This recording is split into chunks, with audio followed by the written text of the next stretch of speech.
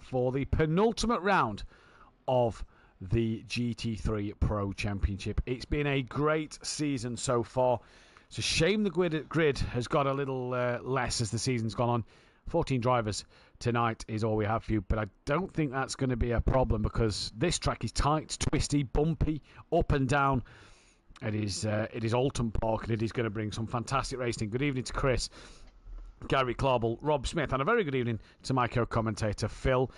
Phil, we're at Oulton Park, obviously fans of the British GT, the British Superbikes, the British touring cars will know this circuit, will know it very well. It's not the best for GT racing, it's barely the best for touring car racing with how thin and narrow it is. But we're here for the penultimate round of the season, given to us by Mike Matthews. This was his track selection. Penultimate round of the season. Are we excited? Are we looking forward to this one? Even Matt, well, it's going to separate the men from the boys, isn't it? And in Pro-Am, the girls dominated. Didn't they? Another double win for Ellie, which was fantastic to see. Yeah, Oulton, tricky circuit. Jules Gounon strangely really likes this place. Well, Jules Gounon likes it, and Valentino Rossi wants to race it. Yeah, so, you know, it's something about these older circuits, so where you are punished if you run off the road. And you are punished here. Any little mistake, you are really seriously punished around this circuit. And we have got the return of Kieran O'Reilly. Great to have him back. His wheelbase is sorted. Excuse me.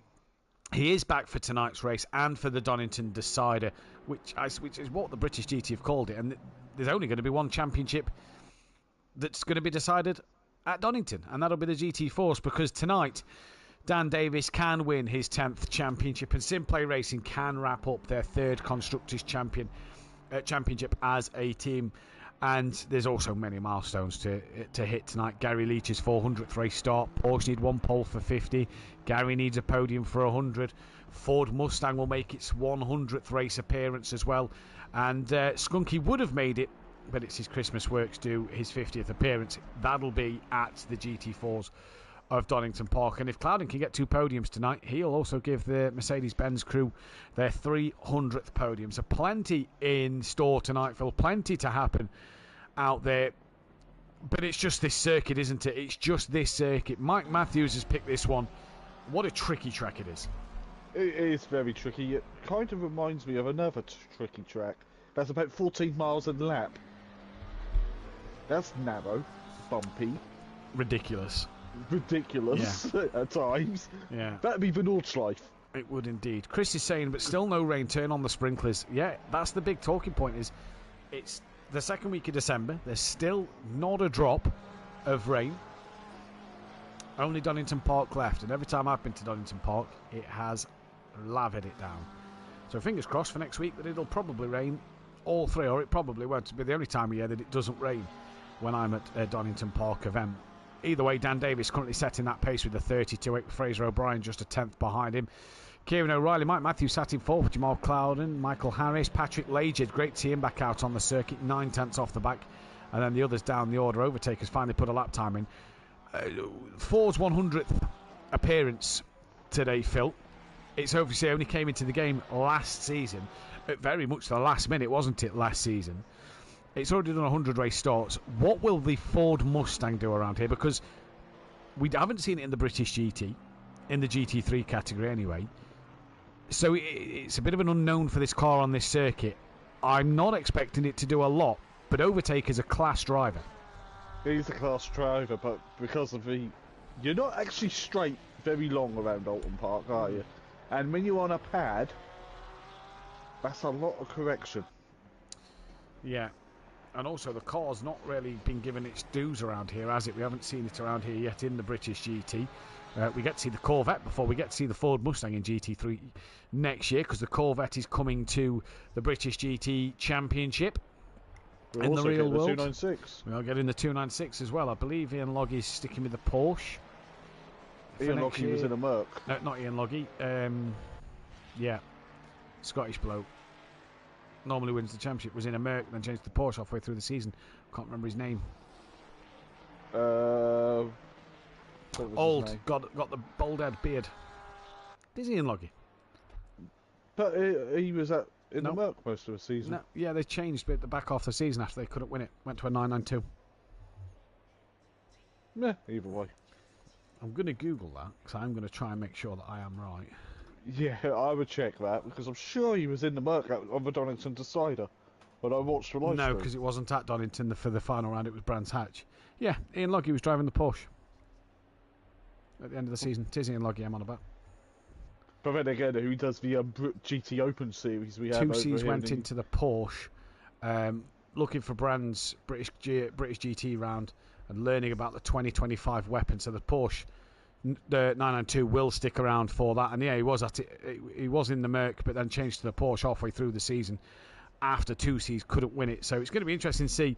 The cars seem wide, or the track is narrow, not much to overtake without contact, like Monaco F1. That's how we describe this track, really. It is the F1, the Monaco of the normal circuits here, Phil, isn't it? It is, yeah. Even Hungaroring's wider than here.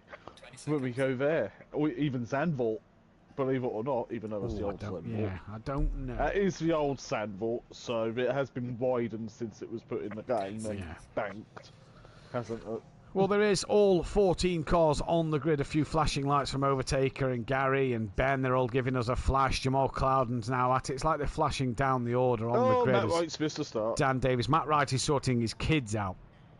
So he's in the lobby. So I don't think Matt Wright has missed the start. I think he's sorting his kids out. That then will change what is the grid order that we have provided to you every week of the Championship. Round 21 and 22 of the season, the reverse grid order then sees Fraser O'Brien alongside Patrick Lager, both race winners this season, with Paolo from Kieran O'Reilly, another race winner, on the grid. Row 3 is Pedro Vienna and Jamal Cloudon. Cloudon yet to win a race this season. Darren Yeo and Gary Leach, the Team SPR boys, on the road together before Overtaker and Ben line up alongside each other in 9th and 10th. Matt Wright would have been 11th. He's missed the start. Mike Matthews gets promoted 1 alongside Michael Harris, and Dan Davis will now be at the back on his own. But Phil, what this is going to do tonight is SimPlay Racing can take the championship home with them for a third season in a row, and their B team, if you will, Team SPR, can move up into second place tonight because there is no Red Line Junkies out there on the grid. So huge for the SimPlay Racing stable, 1 and 2 in the Constructors' Championship. That is massive. It is massive, and they may even get GT4 title as well. The SimPlay Racing driver. They may. I'll tell you what though, for this race 1, I'm gonna have. I think O'Brien might be the favourite because he's got real life experience around here as well. He has as well. I'm unsure because I think, like me and Dan saw last night, the pit stops are going to be key around this circuit. But then again, though, we'll have to find out. We've got a 20-minute race coming up. Shouldn't really need tyres. It's 19 degrees track temp. You won't need tyres in race 1. Race 2, maybe, because they are working hard here. And I believe even the hour races, they have British GT and they change tyres still. They don't double sync the tyres because they've got them, so you might as well change them. No one's taking out the tyre stacks in the Hislop chicane. Cloudon. There's a bugger for that on Tuesday night. Every time we did the formation lap, he took out the tyre stacks. We'll be watching him. Poll is up then for your race 1 winner. If you disagree with who is on there, make sure you then try and or let us know who you want to go for and who you think will be the person to get it, as we can see them the whole chat at the moment. Don't forget, if you are new here and you like what we do, please hit that bell to be notified, hit the like button and subscribe to the channel if you are new. We are 1 away from 825 and we're getting closer now to that 1,000 mark, and it really is thanks to you guys. And we're hoping to put on an end of season event on the 22nd of December, which is a Sunday evening.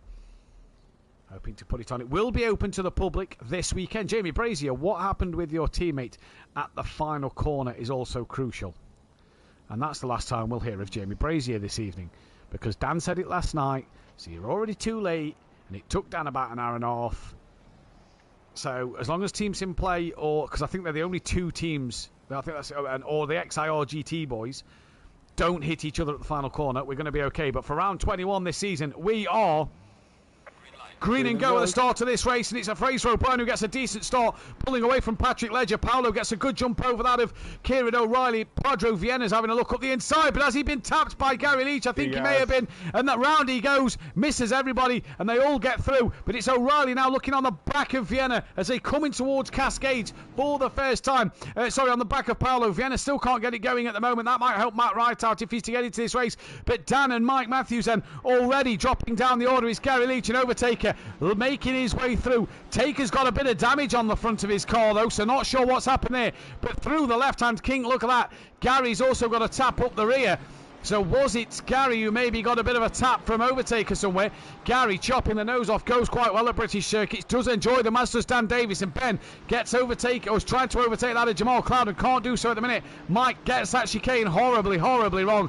And it's going to be a long race for Pedro Vieira, but Fraser O'Brien out front from Patrick Ledger, from Paolo, from O'Reilly. Darren Yo P5, he's ahead of Overtaker with Jamal Clouden, Ben, Gary Leach, Michael Harris ahead of Gary Leach, then Dan Davis, then Mike Matthews, then Pedro Vieira. Matt Wright probably not going to take the start of this race, but already, Phil, overtaking proving to be difficult, as we can see O'Reilly on the back of Paolo. Yeah, it's becoming a bit of a train, and this is where you probably try to do the undercut to get in front of them. As they head towards Lodge. Yeah, towards Lodge Corner for the first time in this race. O'Reilly on the back then of that of Paolo, and through they come. Not a bad first lap at the moment. Only the one spinner in Vienna, but we believe that was contact from that of Gary Leach in this race then. As they come down towards Cascades once more in this opener. Overtaker's on the back of Darren Yo. Jamal Clouden's trying to get close to him. Ben has been overtaken by Michael Harris. Dan has also got past Gary Leach, and Dan now having a look on that of Ben, going side by side almost, and Dan has to tuck back in behind him as they come through Lakeside. The left-hand kink, and Ben doing exactly what he needs to do there, just block that middle of the road, and you cannot get through. No. As Daz defends a little bit going into the Britain's chicane. Out of Shell Oil's hairpin. Oh, there goes the corner markers there as well. They went into the sky. And the problem is, Phil, as well around here, is there's not a lot of straight for drivers to massively gain time over the competitors, is this? It's a very short straight through here. It is a very short straight. Oh, Ledger was wide behind O'Brien. As I've just got a cough, 1 sec. So at the moment, O'Reilly's still stuck behind. Overtaker still stuck behind. He's got Clouden coming for company. Ben and Dan Davis having a cracking fight. This is on board with Dan Davis. You can see Ben just in front, little wide through Druid's here just for momentarily. But Ben again blocking that inside line. Taker and Daz then off at the final corner. There is Overtaker, who is about to rejoin the circuit. He's going to have to rejoin now, but he's going to lose massive momentum over that of Ben. Ben's going to go side by side with Taker. Dan fancies this to maybe make it 3 wide, or also go up the inside of Overtaker. Through Old Hall they come. Dan bounce over the curb. Oh, and Dan and Taker spin, and Dan's hit Mike. It's like Matt Neal and Gordon Shedden at Oulton Park, except at turn 1. But Dan turns round Overtaker, and Darren Yo gets back past them both. Yeah, it's happened already. But we're not, neither in Hondas. No, neither in Hondas. One in a Lexus, one in a Ford Mustang. And we just wonder what happened to see Daz and Overtaker off at that final corner. They was both off there, so not sure what happened. Overtaker was following Daz. So that'll be interesting to see. But Mike Matthews up to 9th. He's now got damage. We go back to O'Reilly, who's still hunting on the back of Paolo here. That promotes Jamal Clouden to 5th, with Harris up into 6th place. Ben is now free in 7th, with Gary Leach close to the back of him in 8th. Then it's Mike, Darren Yo, Dan Davis, Overtaker from Pedro, who's on the back of Overtaker. Overtaker with some damage. But what we haven't mentioned, Phil, is Fraser O'Brien out front on his own. Absolutely fantastic. Yeah, and the pit window's about open in 30 seconds. So it'd be interesting to see who comes in first. As O'Reilly's dropped off a little bit off the back of Paolo, so maybe the dirty air was starting to hurt his aero. Yeah, possibly the dirty air started to hurt his aero. Benny, good morning and good luck, everybody's favourite commentary and races. Hope it's a great night of racing. Thank you very much, Benny. It's great to see that Benny signed up for the fun event coming a week on Sunday. That'll obviously be released to the general public, not just the patrons, at the weekend. He's the only brave soul in a car with no traction control. I don't know if it's Raiden. Yeah, at the moment, we'll see as Jamal Clouden then comes through. Matt Wright will not take to the start of this race. He will not be able to do in fact, he would just be able to do 3/4. But nobody I noticed here came to the pit lane, or did they? Overtaker did, yes. So Overtaker is in for that undercut. Let's see if he repairs the damage and keeps returns to this race. As through they come. Michael Harris going great guns, by the way. He's on the back of Jamal Clouden here at the moment. Just under a second he's got to Jamal, and he's starting to approach on the back of him. Yeah, he's got to fix. Overtaker did not repair damage. Yeah, he's got to try and claw some points off Dan to just keep the title alive. But this few cars, I don't think it's going to be enough. No, I don't think it's going to be enough. The tyre wall you see there on the outside of Hislops as they come through Knickerbrook. As Rob Smith saying, Donington currently showing dry Tuesday, 50-50 rain for Wednesday, 67% for Thursday. So that's fantastic. God, I better not have just heard it's going to rain. We don't know if it's raining yet. We're not sure on the weather yet. It's not locked in. Dan Davis gaining on the back of Darren Yeo. And Dan maybe trying to have a look up towards Druids. Darren Yeo blocking the middle of the road, entitled to do so. And Daz fighting for his position.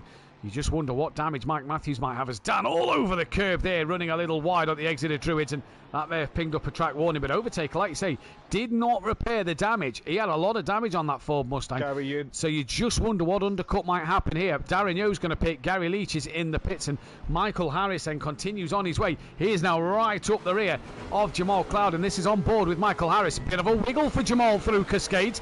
That's going to be costing him the chance to get on the power sooner rather than later as we go to O'Reilly as well. He's within half a second of Paolo through Lakeside towards Shell Oils. The top two PN have just checked out at the moment. They have, yeah. This is some GT Club yesterday. But I'm all over again, isn't it? With pretty much, yeah.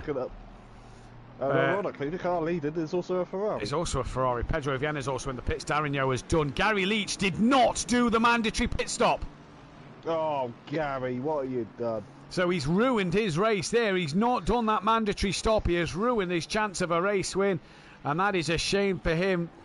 Or a good result, should we say, at least in this one. That is a shame for Gary Leach. But either way.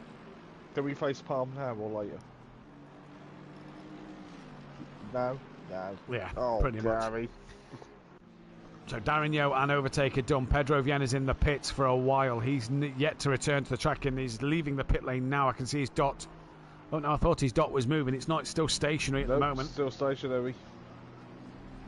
But he's gone green, so he can be away. So is that a retirement for the race? Fraser O'Brien leads. Michael Harris going to look for the undercut. He's going to box now.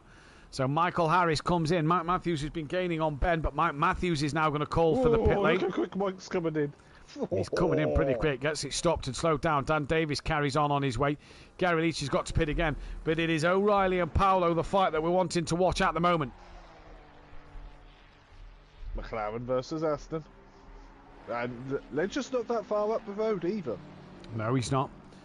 As Jamie's saying, it wouldn't be a Donny without a bit of rain. 100%, Jamie. Could not agree with you more. Ledger isn't down the hill and dropping the chips, yeah? That's Gary, not Jamie. Ledger's not a million miles away. Like you say, Mike Matthews has done his stop. Gary's back into the pit lane.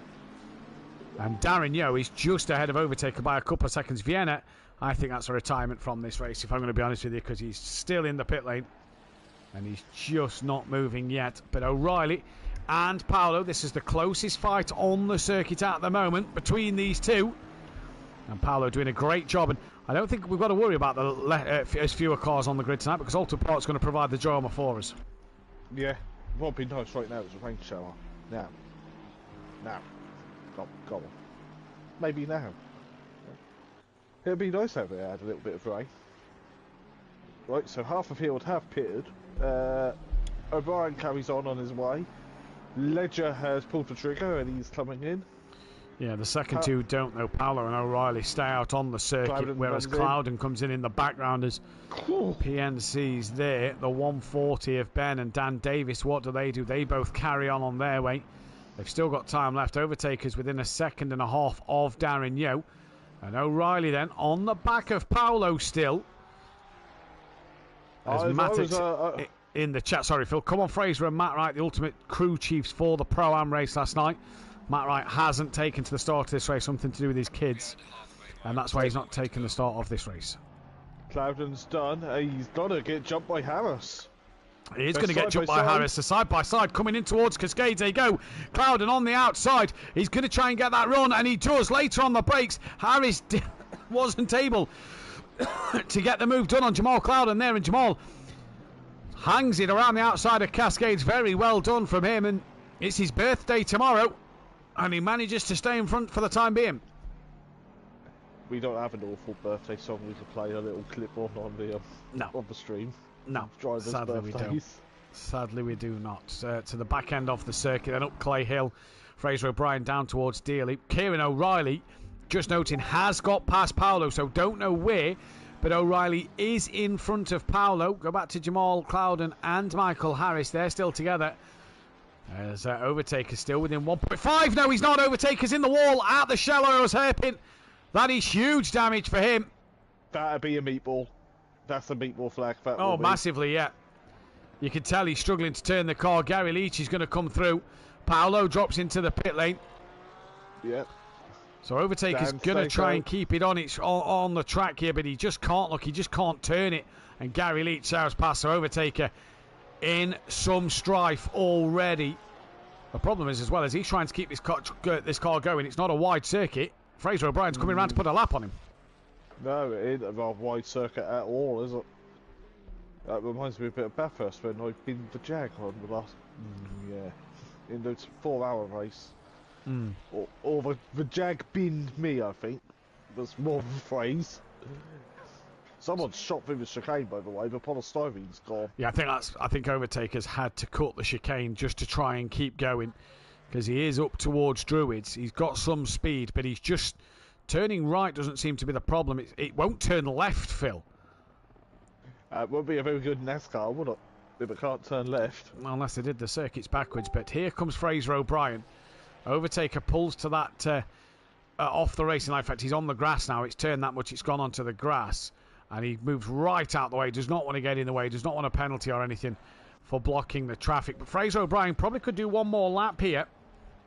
And he's not. He's going to pull the trigger now. Kieran O'Reilly, he's been released from Paolo. Patrick Ledger still ahead of Paolo. Dan Davis is on the back of Ben. These two could also go one more lap. So it's going to be interesting to see what these two do. Overtaker drives round into the pits. Yeah, at least he drove it round, because the wait time would probably been even longer if you returned the pits on the button. You'd have got the extra 2 minutes. Dan in, O'Reilly in, Fraser O'Brien in. This man leads the race, but Paolo is now under pressure from Jamal Cloudon and Michael Harris. Where is Kieran O'Reilly? He's gone green. Is he off the limiter? Not yet, he's not. He is now. He's got in front of not only that of... oh no, he's not going ahead of Patrick Ledger. He's jumped Paolo. Fraser. In fact, he's jumped Fraser O'Brien. So Fraser O'Brien has had an almightily long stop there. And I don't know if he has. I don't think he's had 30 seconds, because he was only 9 seconds behind, but he's possibly added fuel. O'Reilly understeered wide through Cascades. Fraser O'Brien comes through, and now all of a sudden we've got 5 for the net lead of this race. Or have we? Because Patrick Ledger is now the net lead of this race. Yeah, Ledger's up the road by 6 seconds. As he's now entered Britain's. If I go a helicopter cam, I might be able to see. No, okay, maybe not. I think the camera will be able to see them Ferrari 1-2. As Ledger drops it down the hill. Yeah, you can just see at the top of your screen. Fraser O'Brien just appeared, and then there's 2, 3, 4, 5, 6, all coming for this position at the moment. Anything happens here, and I tell you what, Mike Matthews, Paolo's off at the Hislop chicane. Not sure what happened, but he just panned back, and he's off at Hislops. Mike Matthews enters Hislops now, and as Paolo's about to rejoin Mike Matthews, plenty of room, through he goes. And Paolo now is just ahead of Dan Davis, and how Michael Harris will be wanting Dan Davis to stay behind Paolo. Oh, O'Reilly's in the wall, big! Oh, he's clipped Cloudon! Oh, massive.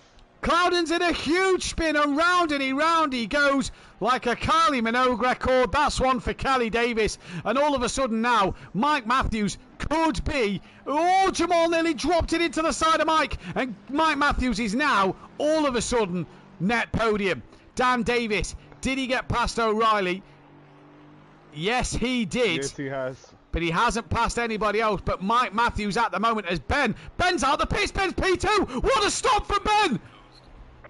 No, he's P3. Sorry, he's P3. No, he's P4 because here's Michael Harris. So Ben is P4, but Ben, who was just up the road from Dan Davis, goes one extra lap and comes out the pits well in front of Dan Davis. And all of a sudden now, Mike Matthews is not a net podium. Michael Harris is on the podium. Mike is on the podium. That's how it is. And yeah, that works. But what did O'Brien do to lose the lead in the pits? Not sure what O'Brien did to lose the lead in the pits, but by 5 seconds. The undercut for Ledger. I don't think so, because Ben's just overcut Dan. Yeah, but Dan might have repaired a bit of his damage, what he had as well. Possibly so. Depends on how the car was feeling. We'll never know at the moment. But it's Patrick Ledger who leads away from Fraser O'Brien, who is second from Michael Harris. Then it's Ben. Then back to Mike, who's got Jamal and Paolo pretty close, and Dan Davis isn't far away.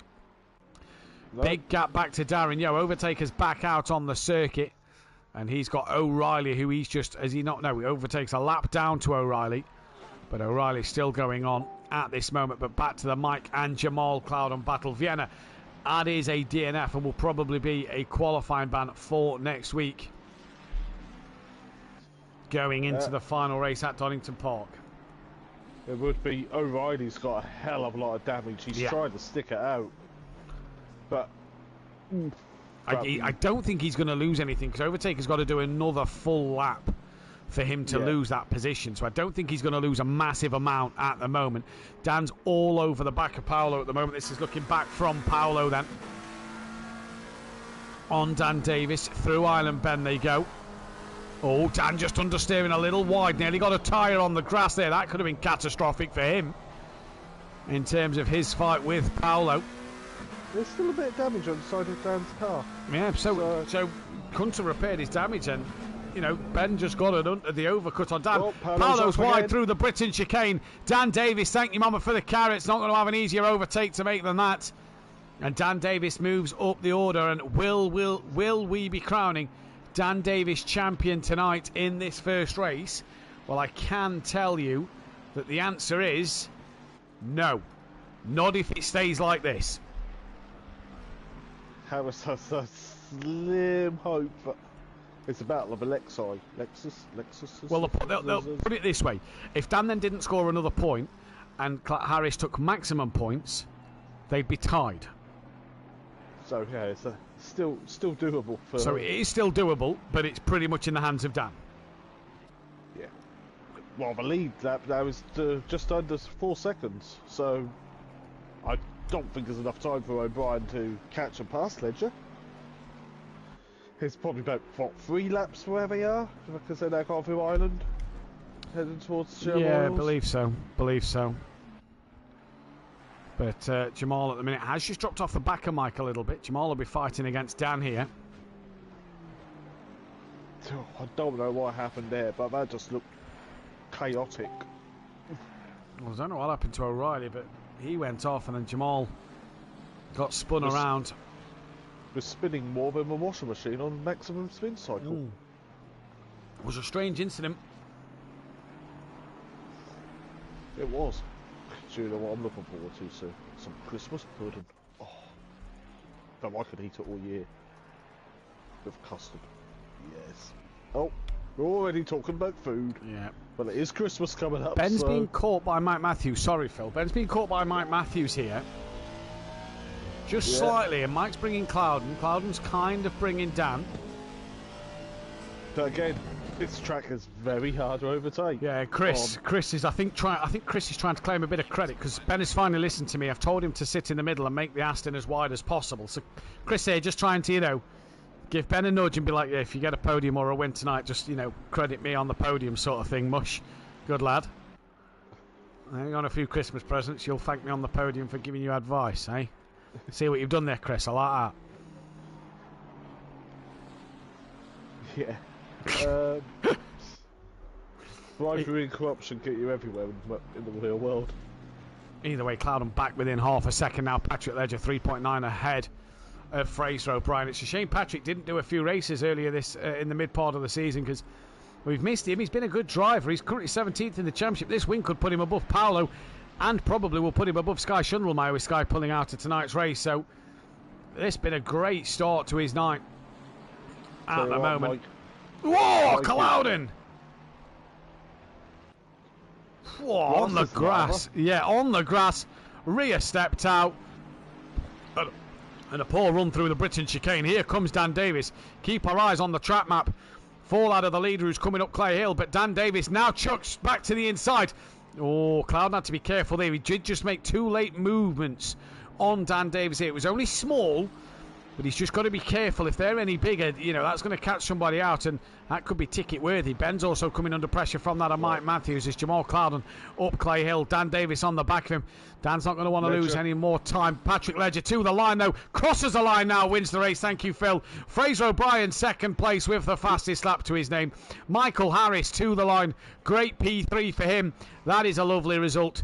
Ben to the line. He's going to hang on in there for a P4 in this race. A flash of the lights for Ben, crossing the line with Mike Matthews from Jamal Clouden, and then Dan Davis.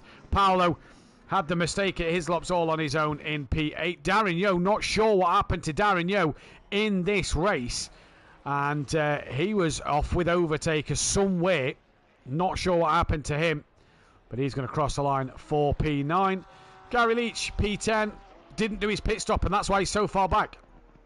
No, he's double pitted, hasn't he, as Gary? And he also nudged Vienna on race start, going through Old Hall.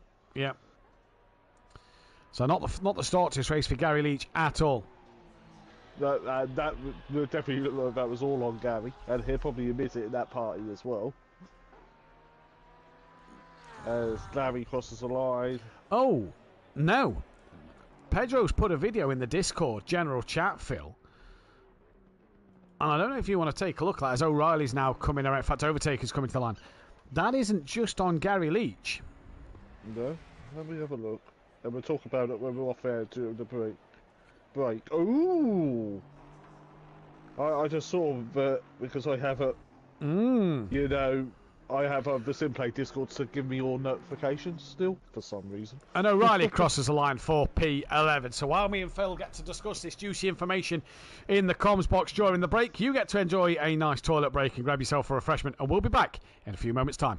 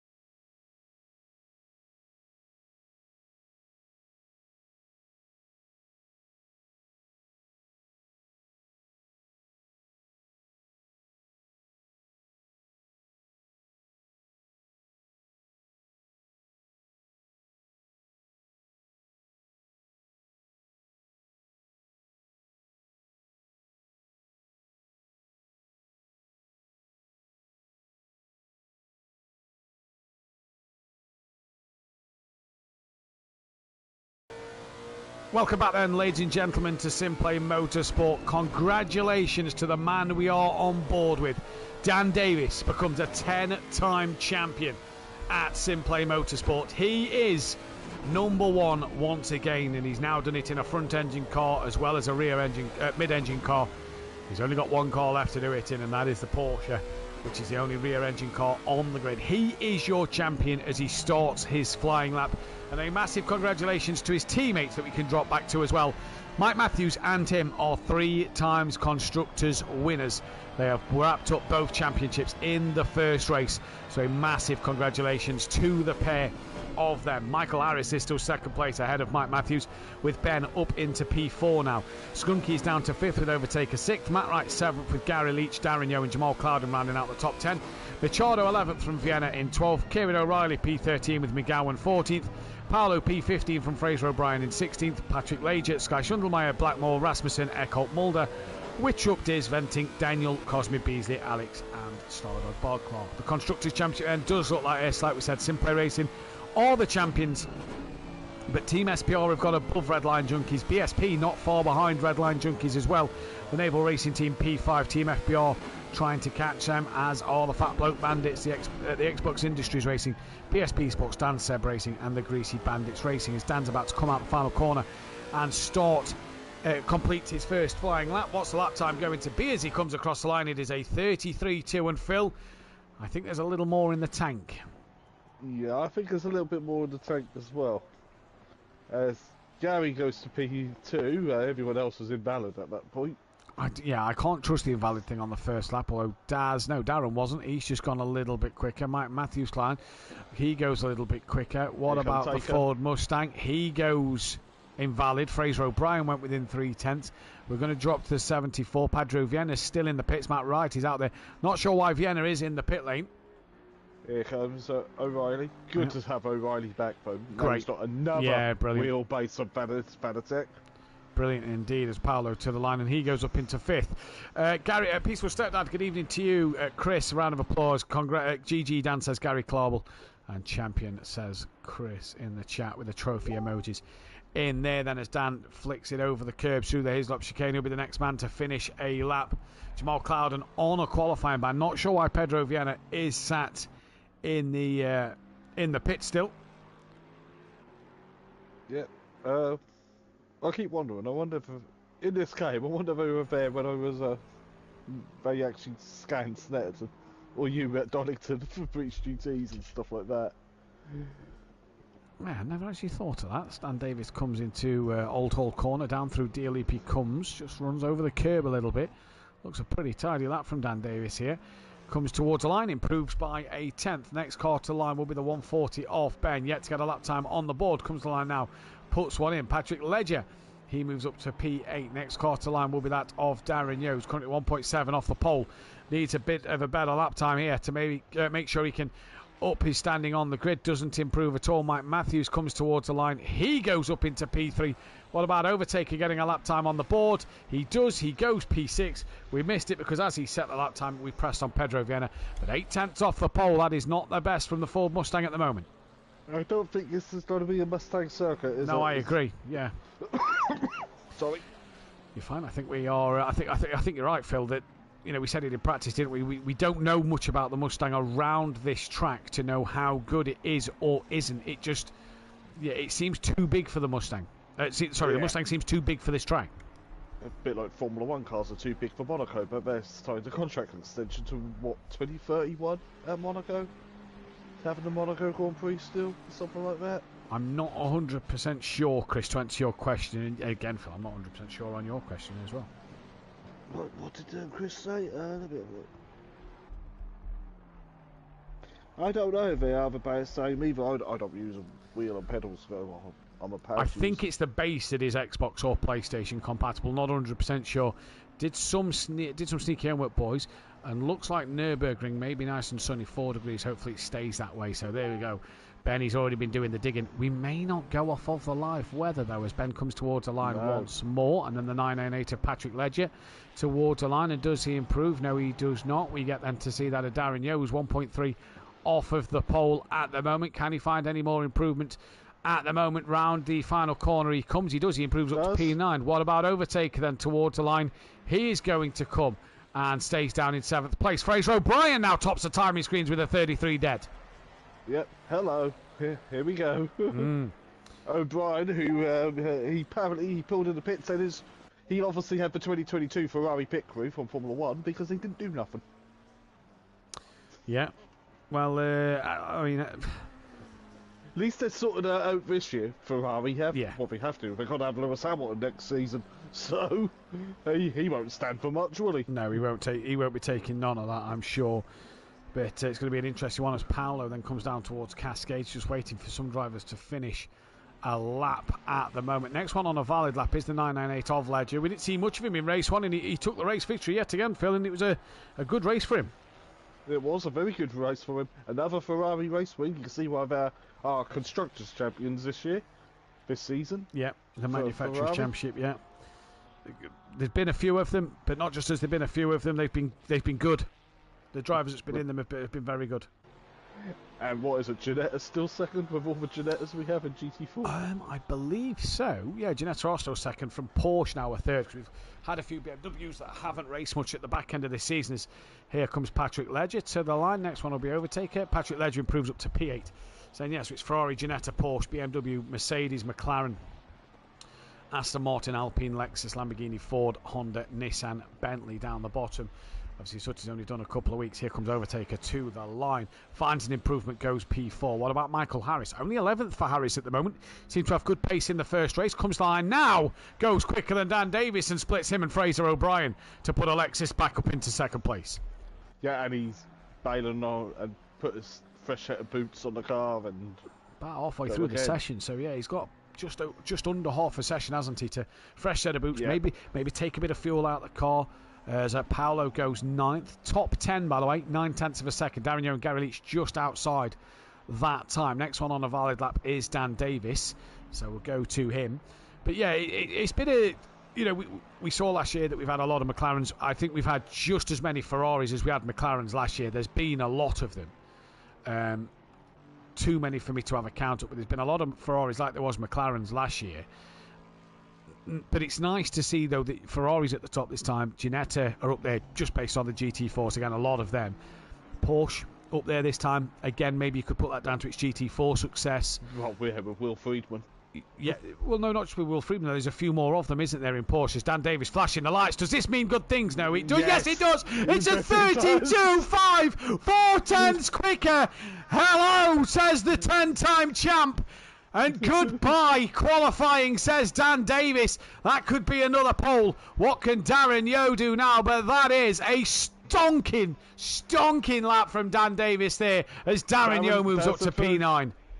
Yeah, I think Dan was flashing his lights to warn me because he knew he was probably up to take the headset. Probably so, but what a lap time that is from Dan. The 10-time champ, a 32.5. Absolutely fantastic. If it rains...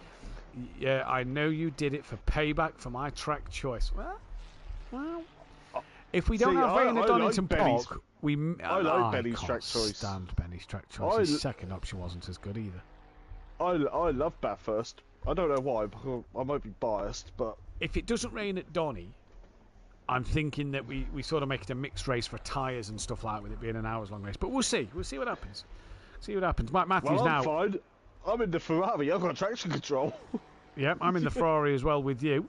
Mike Matthews up to P5. In fact, we could probably post that tomorrow morning. Do we call him Lewis Davis or Dan Hamilton? No. We already know. It's Dan Collard. Rob Smith, you have a lot to learn, my friend. It's Ricky Davis or Dan Collard. Yeah. And if you want to call KLF something, it's Rob Davis or Kelly Collard. Simple as. Because they are the Collards of SimPlay Motorsport, except Dan has turned it into a load of championships once again. Jamie Brazier knows the score. Look, Ricky Davis in the chats. Patrick Ledger doesn't improve on his lap time. Overtaker's coming towards the line. This looks like a preparation lap. The next car on a lap is the 135. That is Matt Wright, who we get to see for the first time tonight. But what a lap from Dan, though, there. That is incredible. That it was an incredible lap. He was flashing his lights so to warn me that it was like, Phil, take your headset off. He's about to deafen you again. O'Brien did improve though. He has improved. He's got it down towards 0.3 of a second, so he's trying to come. We're watching Fraser O'Brien now. Matt Wright come towards the line. See what he can do. And he goes P7. Next car on a valid lap is the 74 of O'Reilly, who's 0.7 off at the moment. See, the Aston would have scored more if O'Reilly's wheelbase hadn't had as many problems, because he's missed a few races due to that. You know, we've had a lot of BMWs not here this season. Well, we had Aston Martin's lock out the podiums at GT4, didn't we? Exactly. On race 1. That's what I mean. As O'Reilly moves up into 3rd place, half a second off the back of Dan Davis now, so time's just coming down a little bit. Ben's P10 at the moment. Was that Sam's first win at SimPlay? No, I think he's had a GT4 win. Oh, I don't know, actually. I'll have a look. I'll do some investigating. You mentioned qualifying. I'm going to do some investigating. Well, who am I watching? Dan's on an invalidated lap. I'm looking at my mini-map. The next person on the valid lap to come round is the Ferrari of O'Brien. That was Sam's 2nd win. He had one previously this year in the GT4s. So both of his are in GT4s? Yep, both this season as well. As Gary Leach to the line. Improves. P9. Finds 0.8 of a second. Overtakers now to the line. He doesn't find anything. Fraser O'Brien 0.3 off the ball. Finds 0.07. That's what he finds. Dan's still going. If I was Dan, I'd have put that up in the garage. But Dan is still going. Next person on the valid lap, though, according to the blue dot, Dan didn't improve. Yeah, Jamie Rob Smith, I think he's caught from Cornwall as well. So he's not going to have any of that Ginsters pasty, being a proper Cornish pasty. Nonsense. Although it's not nonsense. As Mike's coming towards the final corner. Nice. They don't taste nice, to be honest. Especially when you're at a BTCC event and when Tom Ingram was sponsored by him, and you got the girls giving it away for free. James was like loving that. James was loving that.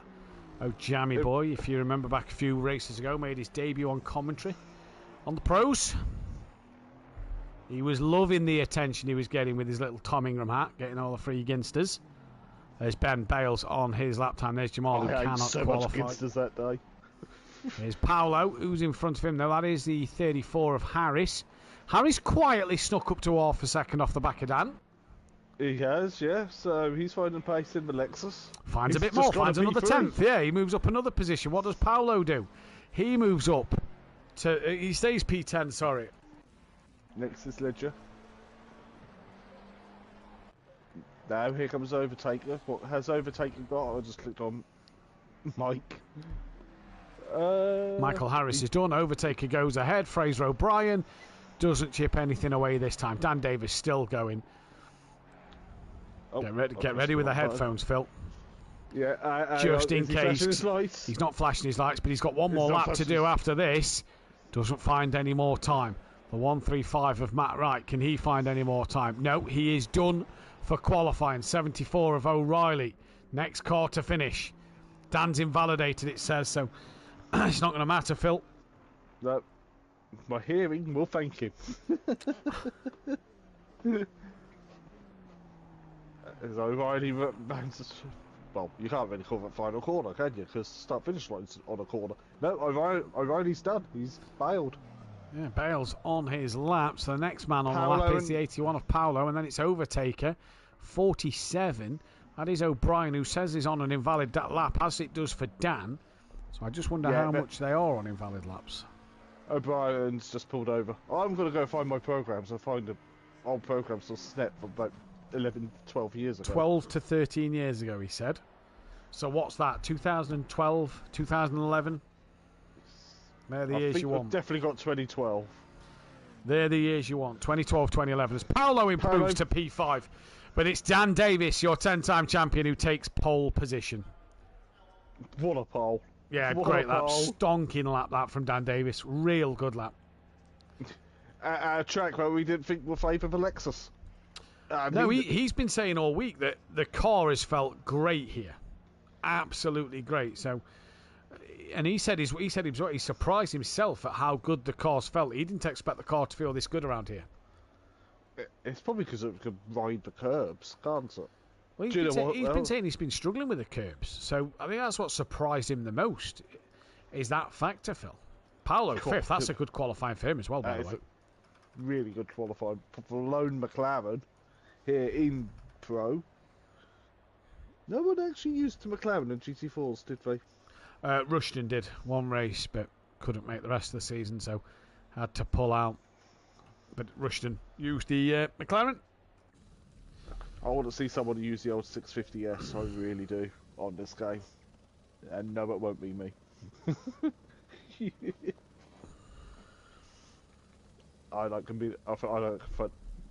the horse to pull the cart, not push it, as Enzo Ferrari said once.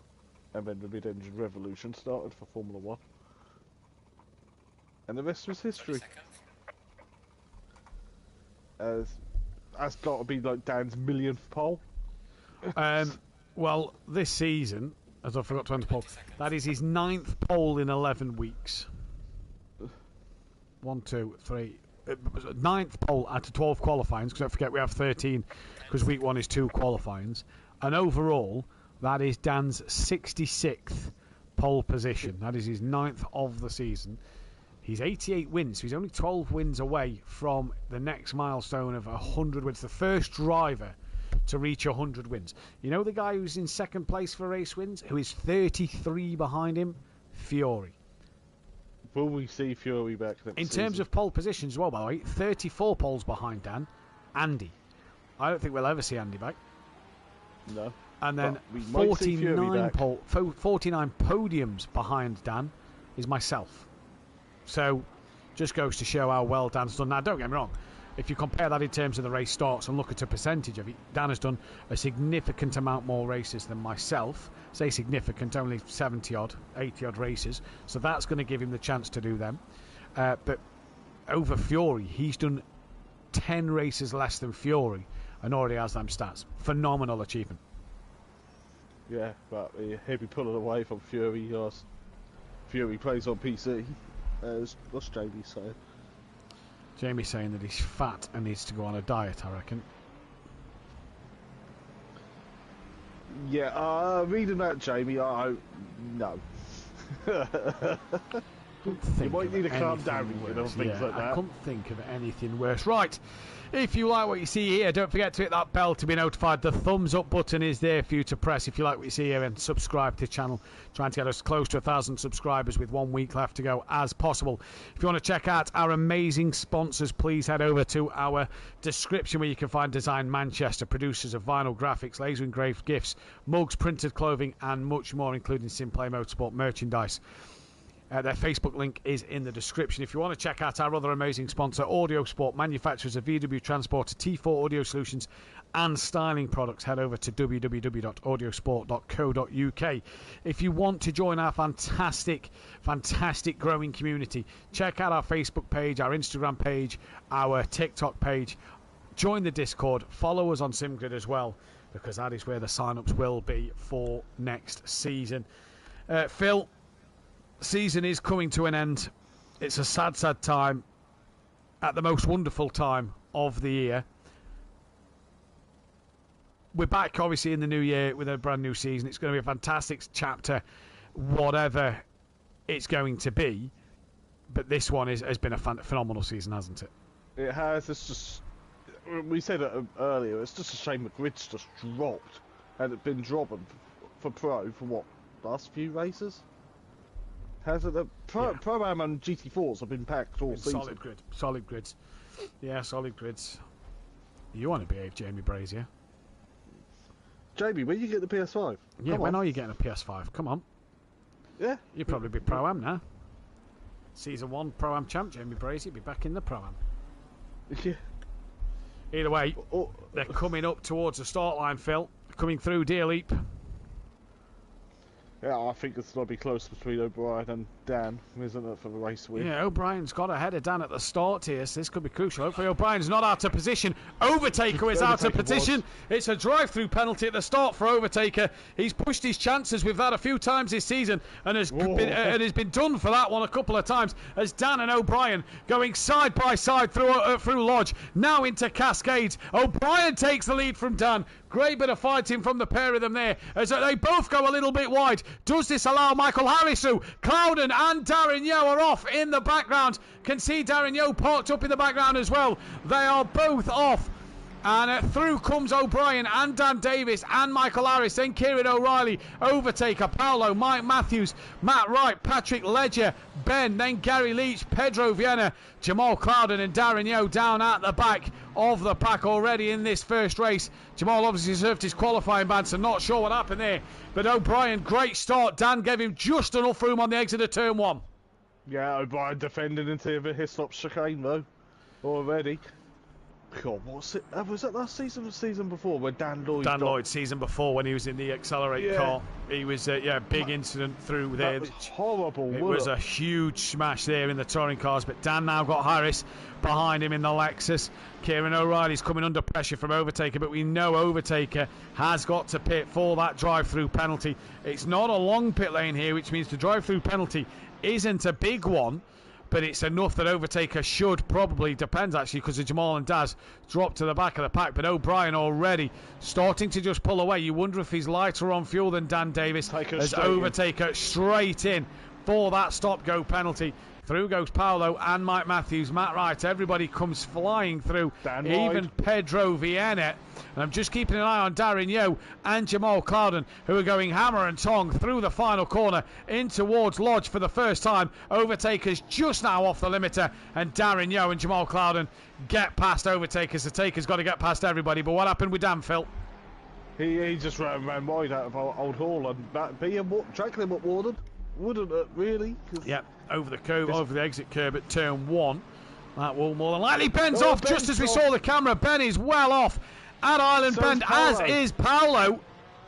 And I don't think anybody else is. Ben's got through the gap. Paolo's just tapped him round. Darren Yeo's now got to worry. Pedro Vienna's involved as well. There's Darren Yeo. Darren Yeo's been tagged by a rejoining Paolo. Overtaker's got to try and get through this. Taker's past Jamal Clouden and Taker is side by side with Paolo into the chicane. Paolo nearly into the back of Ben. Rejoins the track side by side with Ben now, and they somehow get away with that. And Clouden's now dropped to the back of the pack. He's going to try and pass Paolo as well. But a lot of chaos, Phil, down the bottom end of the field. Yeah, I'm just wondering, what did I just see? With some of them rejoins even. Yeah, was a little crazy. Dan Davis out front, by the way, back on Fraser O'Brien. Sorry, Phil.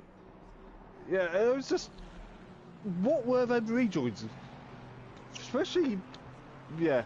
Okay, I won't be surprised about going to Stewart's room. Yeah, I reckon there's going to be a few tickets put in tonight, that's for sure, as they all come through then to complete the second lap. Dan Davis there, you see, he just keeps in the track limit this time, starting to pull away from Michael Harris. Mike Matthews now coming under pressure from that of Matt Wright as they come through Old Hall corner. Back down to overtake though, so he's got past Jamal and past Paolo. That's exactly what he'd have needed, Phil, is to get past cars quickly in this race, because the longer you're stuck behind the traffic here, the more you're going to lose out to the front runners. Yeah, but Gary's on no man's land already on his own. Yeah, he is massively as well, and this is only lap 2 of this race. He might have had Paolo and Ben nearby him, but they went to the shadow realm. Yeah, possibly so. We don't know what happened there, but Clouden giving Taker a bit of a flash end coming through Island Bend, and Ben doing exactly what he needs to. Car, middle of road, do not let that Mustang, which is a pretty beefy car, come through. Yeah, drive the widest Aston in the world. I think you in the Valkyrie, actually, the hypercar. It's just so easy to defend around here. Even in the GT4s, I found Tuesday night that when I was behind McGowan did such a good job parking it in the middle of the road. I was in to Clouden, I did the same thing to Clouden. You just can brake, middle of the road, turn it in, get it stopped. Darren Yeo's on a bit of a comeback. He's trying to catch Pedro Viena, who is having his own Dan, look around the outside. He's having a look around the outside, tries to get the cut back, but Fraser O'Brien wise enough to that one there. Then Dan has a little twitch on the curb, and Fraser O'Brien at the minute. This is the bonus with track experience, real track experience for O'Brien. He's going to know exactly where to place that Ferrari, Phil. Yeah, but okay, driving a Porsche Super Cup car is a bit different than driving a Ferrari. 100%, it's completely different, but it's that knowledge of where to place the car. Yeah, where to park it on the apex and Plato down. Basically, it's just a Plato down, so you can't get past. That is it. Get the better exit and try and get as far ahead as you possibly can. Pit stops are going to be interesting to see who's running what fuel. Pedro Viana's got Darren Yeo gaining on the back of him, while Overtaker still trying to get onto the back of Ben. He's possibly lost a little bit of time, actually, to Ben through Old Hall. Paolo's not at a million miles away, but Pedro Viana tried to pull away from Darren Yeo and gain onto Gary Leach, who is literally in the middle of nowhere, while Dan and Michael Harris... Gary's on the grass. Back within a second. So Gary's through the grass on his own. He's under no pressure, and he's on the grass. But Dan, half a second to O'Brien. Harris within a second of Dan, so gap starting to close. Dan mounting a bit of a challenge now on O'Brien. Can O'Brien withstand this for the length of this race? Oh, yeah, well, will Dan go for an undercut to try and jump him? It's two things, isn't it? Can O'Brien withstand this pressure for this amount of time in the race? Can Dan provide this pressure for the entirety of this race? Yeah, because it's hard work around here. But a good job it's not 14 miles a lap. Yeah, exactly. Down in towards Old Hall Corner. Once again, Dan Davis just patiently waits on the back of O'Brien, who runs a little wide. That'll possibly be a track warning penalty. O'Reilly's lost time to Mike Matthews here, Phil. Mike Matthews within 0.6 of a second. He is, yeah. I wish I was this quick and quick. Ledger as well, by the way. 0.9 off the back of Matt Wright, so he's closing. Gary's closed up a bit. Big gap then back to Vienna. Darren Yeo's lost a bit of time. He's got Ben and Taker within a second. Jamal's just over a second from Taker, and Paolo is gaining on Jamal as well. And here comes Overtaker, and he's really starting to put pressure on. As Dan's having a look, and talk us through it, Phil. He had a look coming out of Shell Oils into Britain's, but O'Brien knew where to put his Ferrari to stop the pass. It's a simple thing at the minute, isn't it? That seems to be the theme of today. Let's look back from Ben's rear wing. And there is that big Ford Mustang behind. Oh, O'Brien and Dan are holding each other up because Harris is on them. Massively, yeah, massively they are. You can see that time come down. How Taker, by the way, hasn't just nearly hit the back of Ben, tapped the back of Ben. I don't know. He got very, very close. Mike Matthews and O'Reilly will be trying to gain on the top four here to make the top three a top five. Dan has a little wiggle on the exit of Druids in the dirty area. That Ferrari has a look on the Ferrari, but pulls back into the line of stern. O'Brien from Dan from Harris, with Mike Matthews just a little bit further back then. And Dan being a 10-time champ, he'll be loving this fight. I know for a fact Dan will be enjoying this challenge at the moment, as O'Brien has a moment out of Lodge Court, out of Old Hall Corner, side by side towards Cascades. Dan Davis is through on the grass a little bit, nudges O'Brien off, and Harris is going to come through, and Harris takes the lead of this race, and O'Brien has to tuck back in behind Mike Matthews, and I think Dan is yielding that time. I think Dan braked a little bit or clipped a little bit of the grass, and that's what sent him straight on a little bit. Yeah, Dan settled the car into O'Brien's Ferrari, and but he gave him the place back. He did indeed. Lost 4. That was Dan's. By the way, that was Dan's third podium at Oulton Park. And Patrick Ledger's obviously first race with at Oulton Park. And lost that to Mike. So Mike Matthews now has got past as well. Michael Harris here is in a position, Phil, where he could maybe just start to pull away. Yeah, O'Brien's. There's something wrong with O'Reilly's car doesn't seem to be going quick. Then I wonder if he's possibly hit his limiter or something. Obviously, new wheelbase. Don't know if that means he's got different button maps on his wheel or whatever. Not sure what the situation is there. It depends on. I think he got it back yesterday, didn't he? So it depends on if he set it up properly. Darren Yeo still behind Vienna, but that's opened up, as has Ben, as has Clouden. Take us to the back of the pack again, by the way. So not sure what has happened there, but Paolo has got past him, and Paolo's still within 0.6 of Jamal. Yeah, Paolo's driving well, apart from whatever happened with him and Ben. Oh, Ledger going up the inside of Matt Wright. That's a lovely move. Matt Wright hit a bump, I think. I don't think they actually made contact. He's hit a bump. He's backwards and round. And Gary Leach, Well, he's just going to pick him off as Matt Wright can't get the car facing the right way. Pedro Vienna's going to come through. Darren Yo's going to come through. Ben is going to come through. Jamal Cloudon's very, very wide. Oh, he's into Paolo!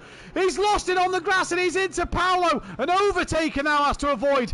And that then is Jamal Cloudon, who just made the mistake by running wide over the curb, and you saw the rear step out big time into the side. I don't think there was a lot Cloudon could have done there to not put that into Paolo. I think Cloudon, was just trying to save his own car from spinning. Yeah, and here comes Takers having a look into the hairpin. Yeah, you're just not going to do it there. You've got to get the run coming out through Island Bend, and he didn't get alongside, nowhere near, so it was never going to happen there for overtaker at the Shell Oils hairpin then. But Matt Wright's dropped down the order. Paolo's now got damage, and we were just saying how good a race he was having. Dansel on the back of O'Brien. We did. Yeah. Dansel on the back of O'Brien here. Harris. His rear wing's been. Whose? Paolo's. His actual rear wing is actually drooped on the back. It is, yeah. Well, good spot that. That is. So, he's got some major damage. That is. It's slanting down to the right, isn't it? Yeah, it's. He's got a limp. It really has got a limp. Patrick Ledger now gaining on the back of Kieran O'Reilly. That's half second. Ledger's going well today. Ledger's going very well. Yeah. I've never seen a rear wing get bent in this game. No. I've seen him fall off a bunch of cars too. For the smallest of contacts, yeah, exactly. But yeah, well, an interesting one. So there's Harris, there's Mike, there's Matt, there's Fraser O'Brien, there's Dan Davis, there's Kieran O'Reilly and Patrick Ledger. In the background there you see Gary Leach through Cascades, just a Sunday stroll at the moment for him. Pedro Viana P8, Darren Yo is in 9th, then it's Ben.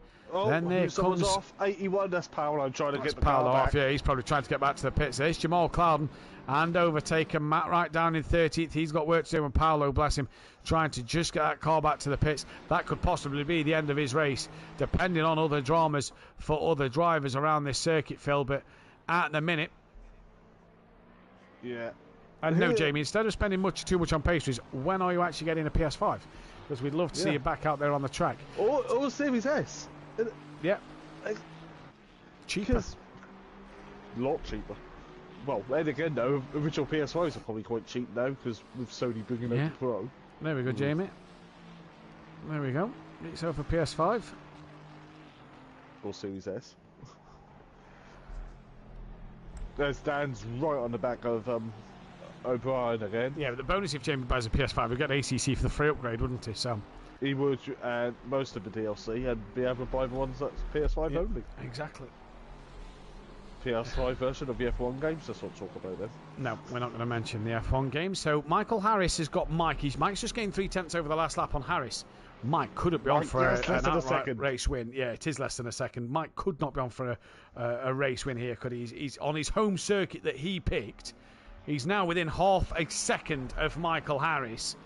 Dan's half a second to that of Fraser O'Brien. Ledge is just over half a second. Big gap back to Gary. Pedro's gaining on Gary a little bit. Little bit. It's 4.5 seconds. 3.5 seconds. Not a free Phil. Harris kicked up a little bit of dirt coming through Britain's. Yeah. And Mike's, I think that's a bit closer than the 4/10 it was saying a moment ago, you know. Mike looks racy today. Oh, he's closer now. Harris has a bit of a twitch. Jamie's going to look in the new year. There we go. Jamie could be coming back. It'd be great to have you back, Jamie. Even if it's just to do comms.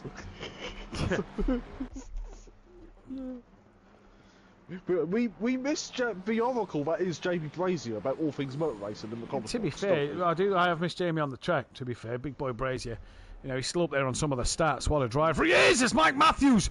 Ooh, I thought he was going to plough into the back of Harris, and he wasn't even that deep through the final corner, was he? No, but the Ferrari might be. One sec. I love winter bugs. Yeah, you've got to love them. You've got to love them. But Mom, I know the Ferrari's probably got better brakes than a Lexus, but that was close. Paolo's still circulating. He's back out the pits. He's repaired his car. He's doing what he needs to do, yeah. And now Cloudon's down to... Sorry, Phil. Paolo's doing what he needs to do. Completely agree with what you're saying. But Jamal Cloudon, sorry, he's down to 13th place. Now, we've actually just been joined by Mathew in the commentary box here, who is so if you do hear any strange noises, it's Axel. It is Axel, who is 5 years of age and is non-verbally autistic. He's getting there. Words are coming out, but we don't want to go on overtaker if Axel is watching, because when he says black car, it sounds like he's calling somebody a W.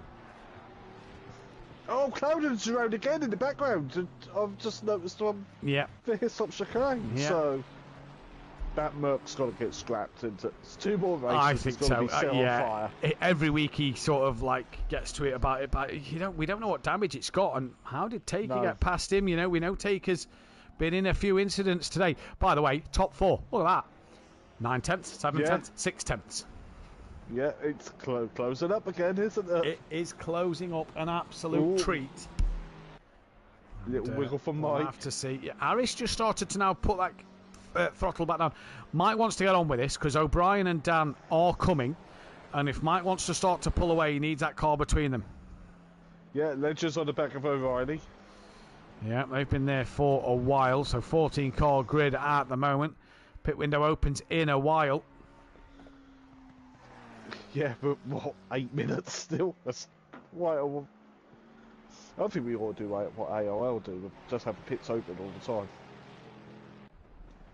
As we're just reading the chat, Angel White in the chat, come on 34, lots of love.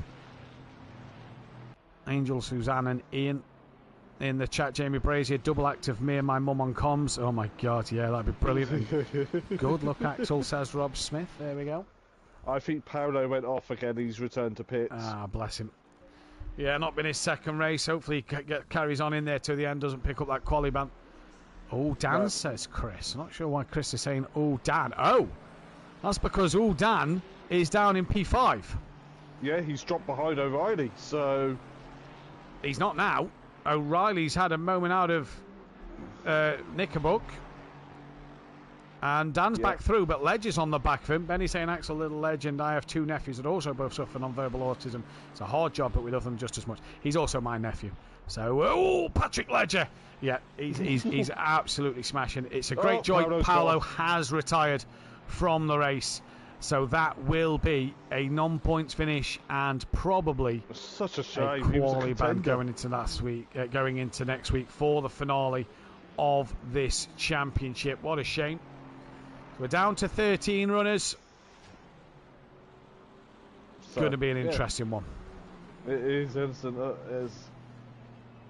So I wonder what happened to Dan then.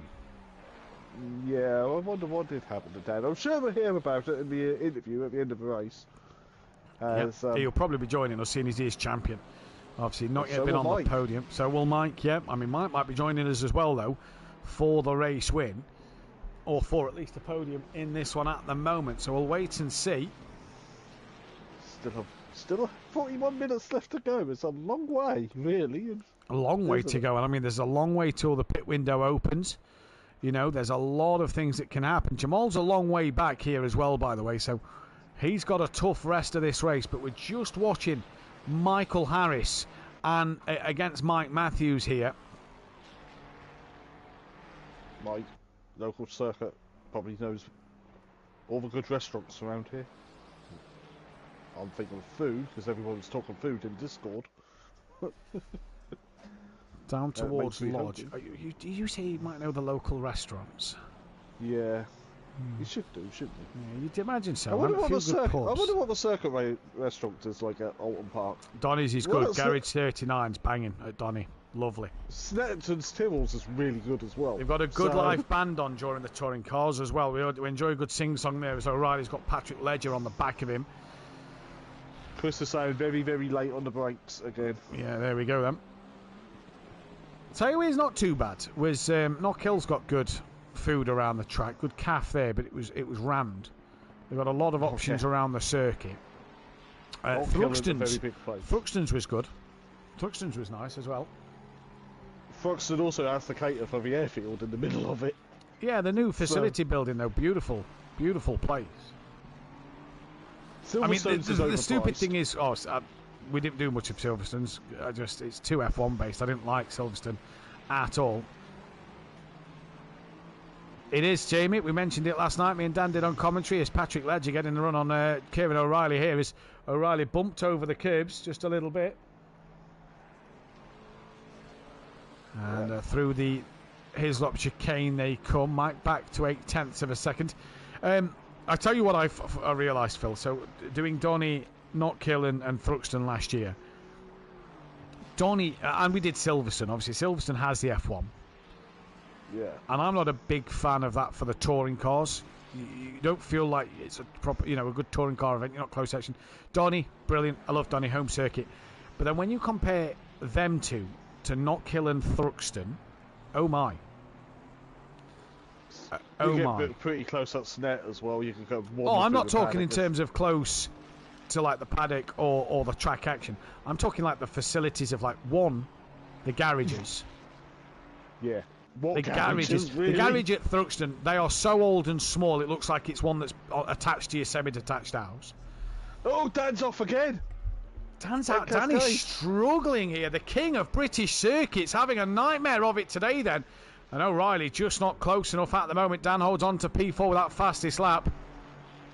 Yeah, when I went to Mallory Park, first thing I said to my dad was like, well, these facilities remind me of Snetterton 30 years ago. Yeah. Donington Park looked like a Grand Prix circuit compared to Knockhill and Thruxton with its facilities. But do you know what? Still brilliant circuits. Takes nothing away from the action. Thruxton is fantastic. It's now one of my favourites. I think it's brilliant. The viewing, what you can see is amazing. And Knockhill, same thing. Just where you can sit as a viewer and you can see majority of the track. Marvellous, brilliant. I'd recommend it to anybody. And we went on probably Knockhill's best ever weekend full of weather. Never done Brands Hatch, Chris. That's one I want to do. Smithy would disagree with the food, only if he's having haggis. But Dan Davis struggling in this second race. I think Dan's probably going to be changing tyres, Phil. Yeah, I do. Yeah, because if he's locked up as well, they might be a bit 50p shaped now. As Harris has pulled away by 1.6 of a second now from Mike. Ben was just within a second of Daz, I was noting, but then just bounced all over the gravel a little bit there, running wide on the exit of Druids. Gaps just starting to appear. Ball Ledger sticking to O'Reilly, but that's about it. Vienna's not caught Gary anymore. That's still 3.4, and Daz can't catch Vienna. But Daz has got a bit of damage actually on the front of his car. Just seen it come through Old Hall there, Phil. He's got a bit of damage on his car. Yeah. Something's going on. These times today are really ebbing and flowing, aren't they? At one stage, people are all over each other. The next stage, there's a second gap. Mike's brought it back down a couple of tenths to Michael Harris in the first sector alone. So, real strange race. But if you remember watching last night, me and Dan, there was a period of that race just as the pit window opened. A lot of cars made a lot of mistakes. It was very, very weird. He did have a wiggle. And Michael Harris has had a wiggle. And Mike Matthews takes the lead of this race. So Mike had a wiggle through his laps. Through Knickerbrook, Harris has a wiggle. And now Fraser O'Brien's on the back of Michael Harris. And this is the chance for Mike Matthews to pull away into the distance on his home circuit. Yeah. Again, just before the pit window, crazy things are happening. Yeah, because I said it in the chat, YouTube chat, didn't I? It's just, what's happened? It's just like someone's let the party popper out and everything's gone crazy. Absolutely bonkers at the moment. Yeah, Chris just said here, get your tickets off Robo for touring cars. Yeah, sweet, brilliant. Cheers, Chris. Thank you very much. I already know one of the things I've got because I get it every year for Christmas is the season pass to Snetterton. I think Robert Ramsell and Millington get that for Donny. So I will be at Snet this year. Hopefully a lot more next year than this year, considering what happened this year. But yeah, because it was a bit soon when I went trying to do the touring cars afterwards. So. It was. Yeah, I know what you mean. Brands is one I'm looking at doing. I think we're on about doing Oulton next year as Harris just goes over the grass a little bit on the exit of Britain's. Fraser O'Brien now has a look down in towards Hislops. Can't do anything about it there. As Darren Yo's now got Ben on the back of him. That's 0.6 of a second for Ben. Who, I tell you what, hats off to Ben this season. not got on with the Aston Martin, and he has been the man to fly the flag for BSP because, you know, Max Mulder giving the exception, he's had work. We know he's got a new job. That's why he's not been able to race. But, I mean, Sky's retired multiple times and hasn't been here. Tim Venting hasn't been here a lot this season. Ben's really carried the flag for BSP this year. Ben's the only person who's turned up every week and raced for BSP. Harris thought about pitting then. He did think about pitting. Dan stays out. The window is open. Window is open. Ledge is going to pull the trigger and be the first man into the pits. Now, Vienna's finally got close to Gary. That's 1.8. Gary's going to box. Vienna looks like he's boxing as well. In they come. Yeah. Here comes Darren Yo. He's going to carry on his way. What does Ben do? Who was quick? That looked quick for Vienna going into that pit lane. But it's just a short run up to the pit line. Yeah, it is indeed. They've just done his stop. That was just a splash. How quick that was. Gary is dropped. Gary's away.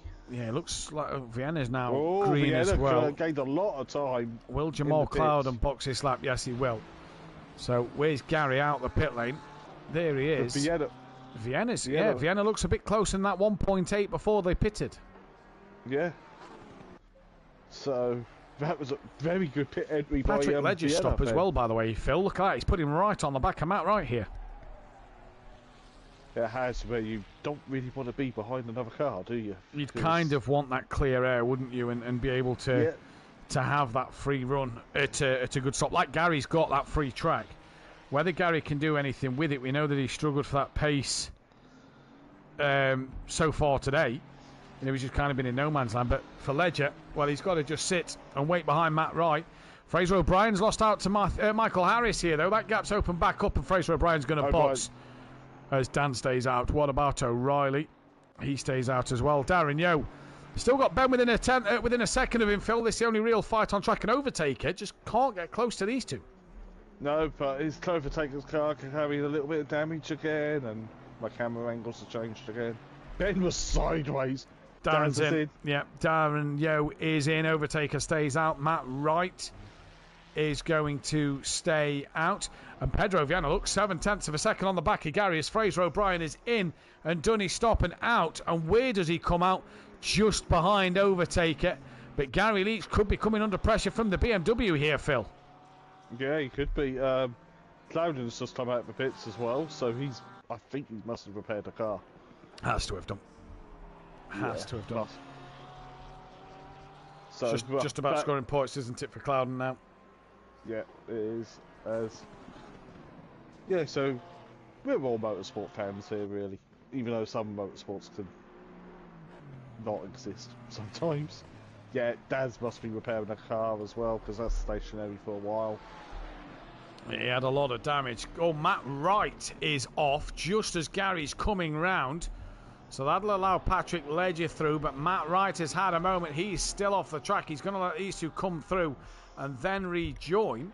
He's got a lot of damage on the front of his Ferrari, so that'll help Darren Yo out in terms of catching up. As Darren Yo's now finally out of the pit lane, Matt Wright got a pit and has a lot of damage to his name. We're watching the Gary Leach, Pedro Viana fight at the moment. Mike's got nearly 2 seconds to Michael Harris, by the way, so he's doing well. Yeah, and O'Brien's right up behind Overtaker, who Overtaker has to pit.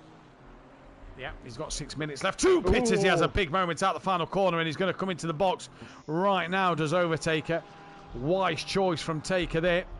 Mike's now got the gap to 2 seconds, by the way. Yeah. He's building on it, isn't he? O'Reilly's out and away, out of his pit stop. He's jumped. Ledger's got damage. I wonder if Ledger and Matt Wright had contact, because O'Reilly has massively jumped Patrick Ledger. So Ledger has got damage. Overtaker's done and away. Has Gary Leach and Vienna go through. So he's managed to get the jump over Darren Yo, as we know. Darren Yo having that damage. But Gary Leach and Vienna, he's pretty close now to the back of Vienna. So where will Ben feed out into this? Wright's still carrying on with a quite badly damaged Ferrari. Fair play to him. He's clearly going to maybe change up tyres. Mike has got the gap over 2 seconds now, and the gap Dan to Harris is 3.4. So Dan can't seem to get close enough as well. So at the minute, Mike... Oh, Matt Wright in the wall! Lost it through Island Bend, clipped the wall. Gary Leach starting to pull away from Vienna again. But your race leader starting to pull away halfway through this race. Mike from Michael Harris, from Dan Davis. And then it's a big gap back to Ben. And will Ben pit this lap? He's got Fraser O'Brien hunting him down. He has, yeah. Will Ben answer to, because he was quite close to overtaker, wasn't he? So, what strategy is Chris shouting at Ben to do? Yeah, that's the biggest question, isn't it? As Ben stays out on the circuit. Clearly, the overcut worked for Ben in race 1. He's clearly possibly looking for that again in race 2, and looking to do more of the same in this second race in the pit lane. I think Mike's made a mistake, because that's less than 2 seconds. That looks less than 2 seconds. Well, let's have a look as they come towards the second sector time in a moment. Mike's coming up to lap Darren Yeo. That's after Knickerbrook took the second. Yeah, it's just up Clay Hill. So it was 2.2. Let's take a look in just a moment as they come through Knickerbrook now. Up the hill they go. Well, I think that's about the same, you know. 2.1. So yeah, it's a tenth. It's a tenth he's lost, but only lost 2 tenths as Harris to done. That is no real surprise to me, that one. No, this will allow Darren Yeo to get through. Probably Jamal Clouden. Where's Jamal Clouden? He's at Knickerbrook now. Mike stays out. Harris stays out. Dan Davis is coming into the box. So Dan Davis pulling the trigger. Is he looking for that magical undercut? Is he? Well, about halfway through the race now, isn't he? I hope that's probably his pit limiter where it flashes the lights. It is, yeah. That's when his pit limiter's on, it flashes the lights. As Ben will go for one more lap. Matt Wright still stationary in the pits. That was a stop and drop. 1 litre of fuel. Yeah, not changing the tyres then for Dan. And Mike's got that gap 2.1 still. Dan's jumped O'Brien. Seems to be in control. Dan has jumped O'Brien. Great stop from Dan Davis. He's jumped Fraser O'Brien then. Chris, Ben hasn't got pace, but his strategy seems to work. I can't talk to Ben. We have to talk before and after the race. So there we go. So his dad cannot speak to him. Mike Matthews, though, Phil, at the moment, seems to be in control. Yeah, I'm not watching Mike at the moment, really. So I'm just watching the timing score in the corner of the screen, just in case. Don't want to curse anyone else this race. 2.2 the gap. No real battles happening out there. O'Reilly sat in 6th place at the moment. Matt Wright has dropped down to that last place position. Jamal Clouden now gets past him as well, so it's more points for Jamal. And that's why you keep going in this race. Yeah. Oh, Jamal has a moment. He's not enjoying it out there. Patrick Ledgers, like we said, I wonder if him and Matt Wright have made contact somewhere, because he's got damage on the front of his car as well. Yeah, and it's not pointing as well as it did earlier, did it? Yeah, he's just not got the pace, has he? Right, the Michaels are in. Yeah, Ben can go one more, but he's not yet at the line. So actually, no, he probably can't. He needs to pit this lap. He can't go well. He's not going now. He is. Mike's out. Mike is away. I think Harris come off the limiter before. Yes, Michael Harris has jumped Mike Matthews. So that 2-second lead that Mike Matthews had has been distinguished. Has just been gone. Extinguished, sorry. Distinguished, Jesus Christ.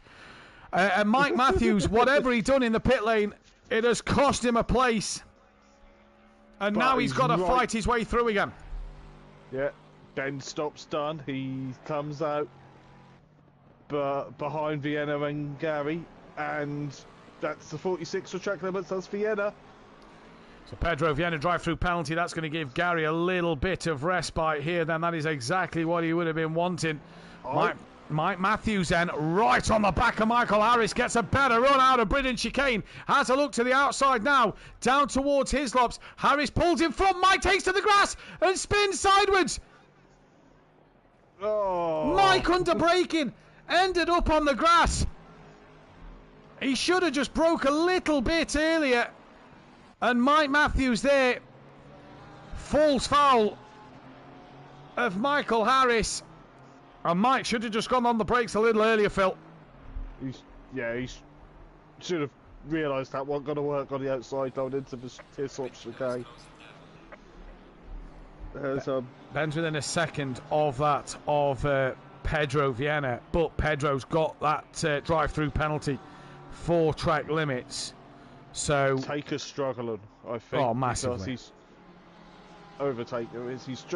He was in shot with Ben and Vienna and all that lot. Yeah. He's about 8 he's seconds 8 seconds off. behind. Yeah, 8 seconds behind. Rob Smith, surprised how few penalties there have been this week. Yeah, I'm pretty surprised by that as well.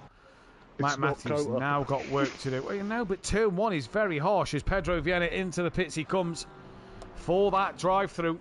Overtaker's 9.6 behind, but should get past Vienna after the drive-through penalty.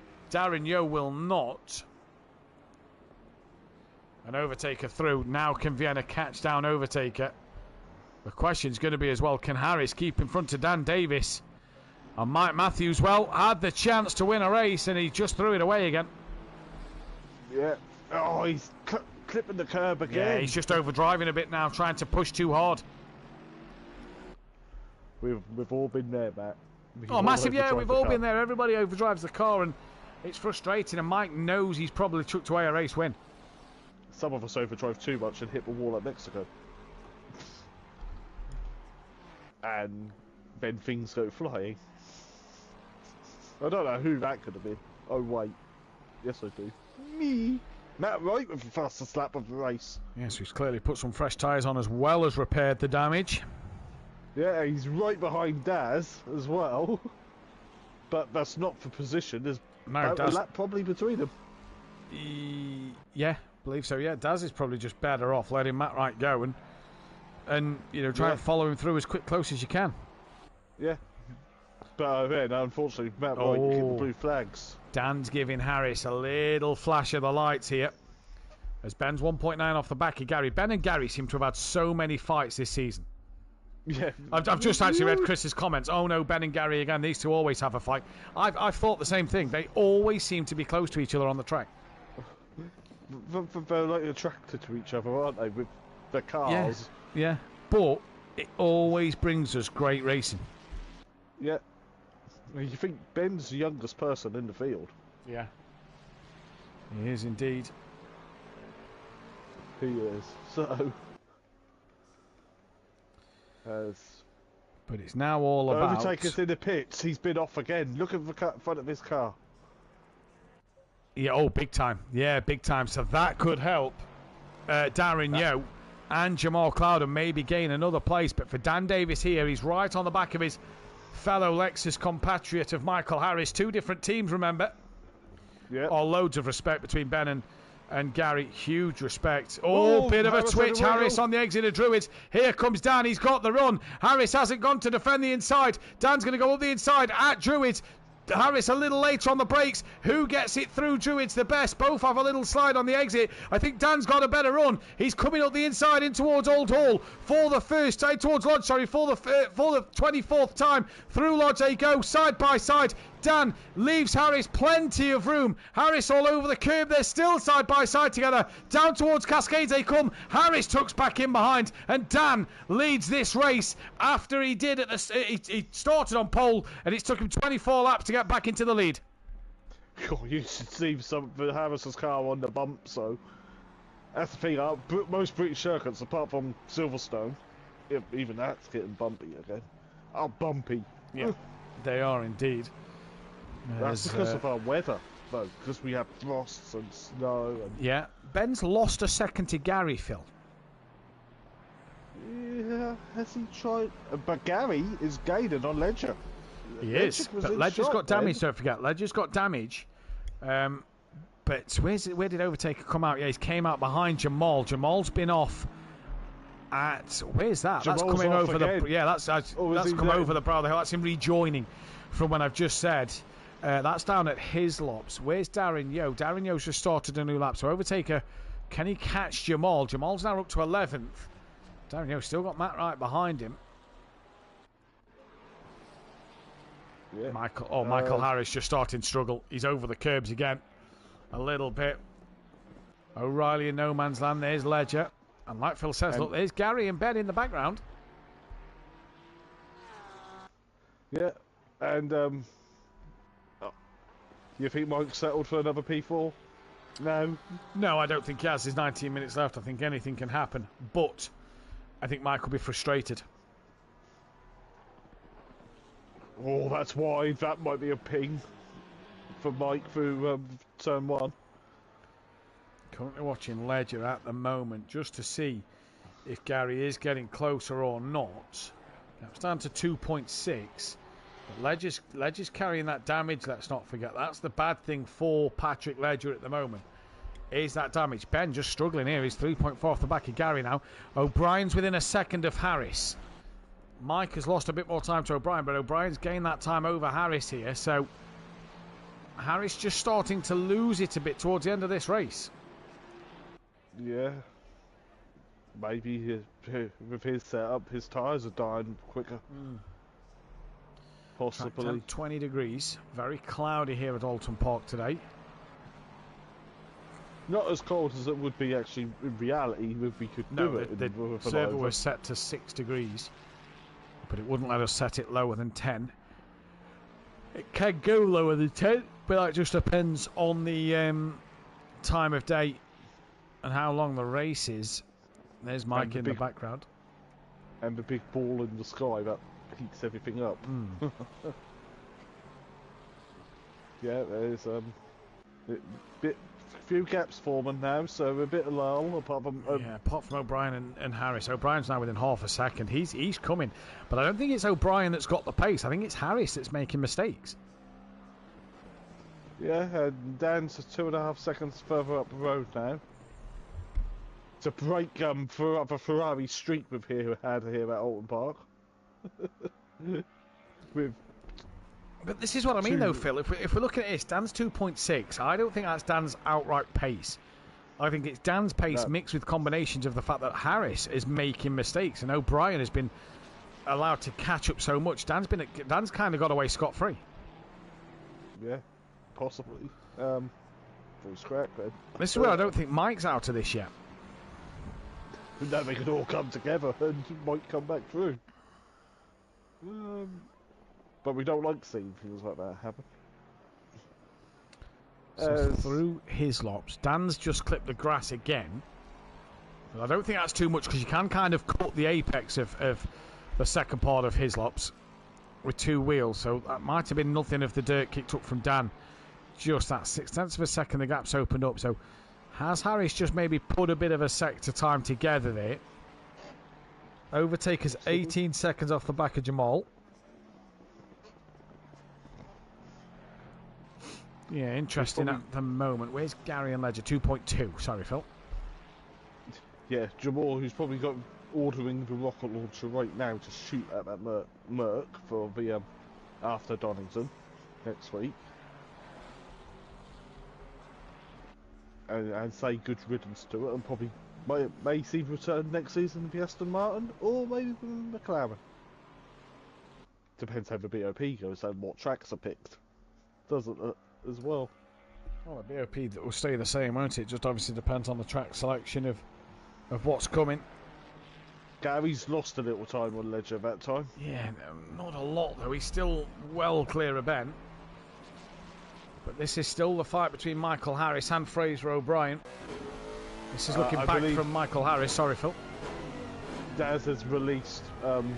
Probably the most sensible thing to do. Fraser O'Brien, heck of a run through the Britain chicane on the back of Michael Harris, down towards Hislops. O'Brien has a look, and it is just a look. Oh, Harris on the grass a little bit. So, IMS has published their entry review Real World Motorsport one. There's no NSXs on the empty list anymore. Yeah, no, I saw. There is the hypercar though. Well, there's the Acura, the GTP prototype. But there is some Lexuses on there still. There is a new Lexus coming in 2026 apparently. So yeah. See what happens there. Michael Harris within 0.3 now of O'Brien. Again, though, it's this circuit is so hard. O'Brien's to just getting, on. yeah, he's just getting closer, but cannot pass. That's his biggest problem. He's getting close, but there's just no way of getting through. Gary's brought the gap back down to 2.6. He's opened the gap up to Ben to 4.9. I think Ben's pretty much got Vienna covered at 11.5. Yeah. What's Darren Yo to Vienna? I think it was like 20 seconds when it went through last sector. Yeah, 20 seconds. Well done. O'Brien now right on the rear of Harris. Just can't get closer. This is not bringing Mike into play here either, by the way. No. Mike is not gaining on them. No, it isn't. But Harris has had a really good season, hasn't he? He struggled, I think, at the start, and after the first couple of weeks, he's came on strong, hasn't he? Yeah, considering he's lost his teammate Beasley because Beasley's account. Because Xbox did Xbox things. Yeah, and then he got married, so your priorities are on something else, right? The worst thing for Mike as well. Sorry, Phil, I know we're off topic. I'm just looking at the tables. Mike would have closed the gap to Harris for second place in the championship if he'd have won this race. He's now going to lose points to Harris. Yeah, and there's a car between them as well. That's what I mean. So that could pretty much cement Michael Harris in second place. The gap is currently 87 points. The gap will increase to another 9. And of course, drop scores are done now because we're in the drop scores are done. round. We're in the penultimate round. So this is it. Fraser O'Brien now really close to the back of Michael Harris. He's as close as he's been all race. Oh, don't run wide there. They've just gained on Dan a little bit, I've noticed. Gap's just come under 3 seconds. Gary's 2.2 off the back of Ledger. So Gary's pushing here. Yeah, this is the closest battle on track between Harris and O'Brien. O'Reilly as well has got the gap down to 2.9 to Mike. So O'Reilly catching Mike. Benny here, you guys should have a look at the new Toyota Supra. They're introducing it to the V8 Supercars in 2026. That looks beautiful. I'll have to take a look, buddy, as O'Brien got the Hislop chicane a little wrong there. He's dropped off the back a bit. Yeah, he has. It's all it takes, though, is one little mistake here and it stings you. Of course, in February, is the real life Bathurst 12 hours. I know what 31st of January it's that weekend. Saw it earlier. O'Brien's on the grass again. After Daytona? Don't know. All I saw was that a team had been announced for it, and I saw it, and I pressed on the link, and it was the 31st of January. Cool.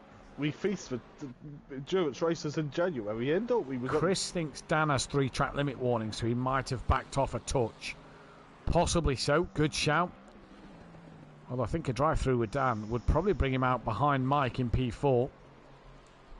Yeah, probably bring him out behind O'Reilly as well. Don't know.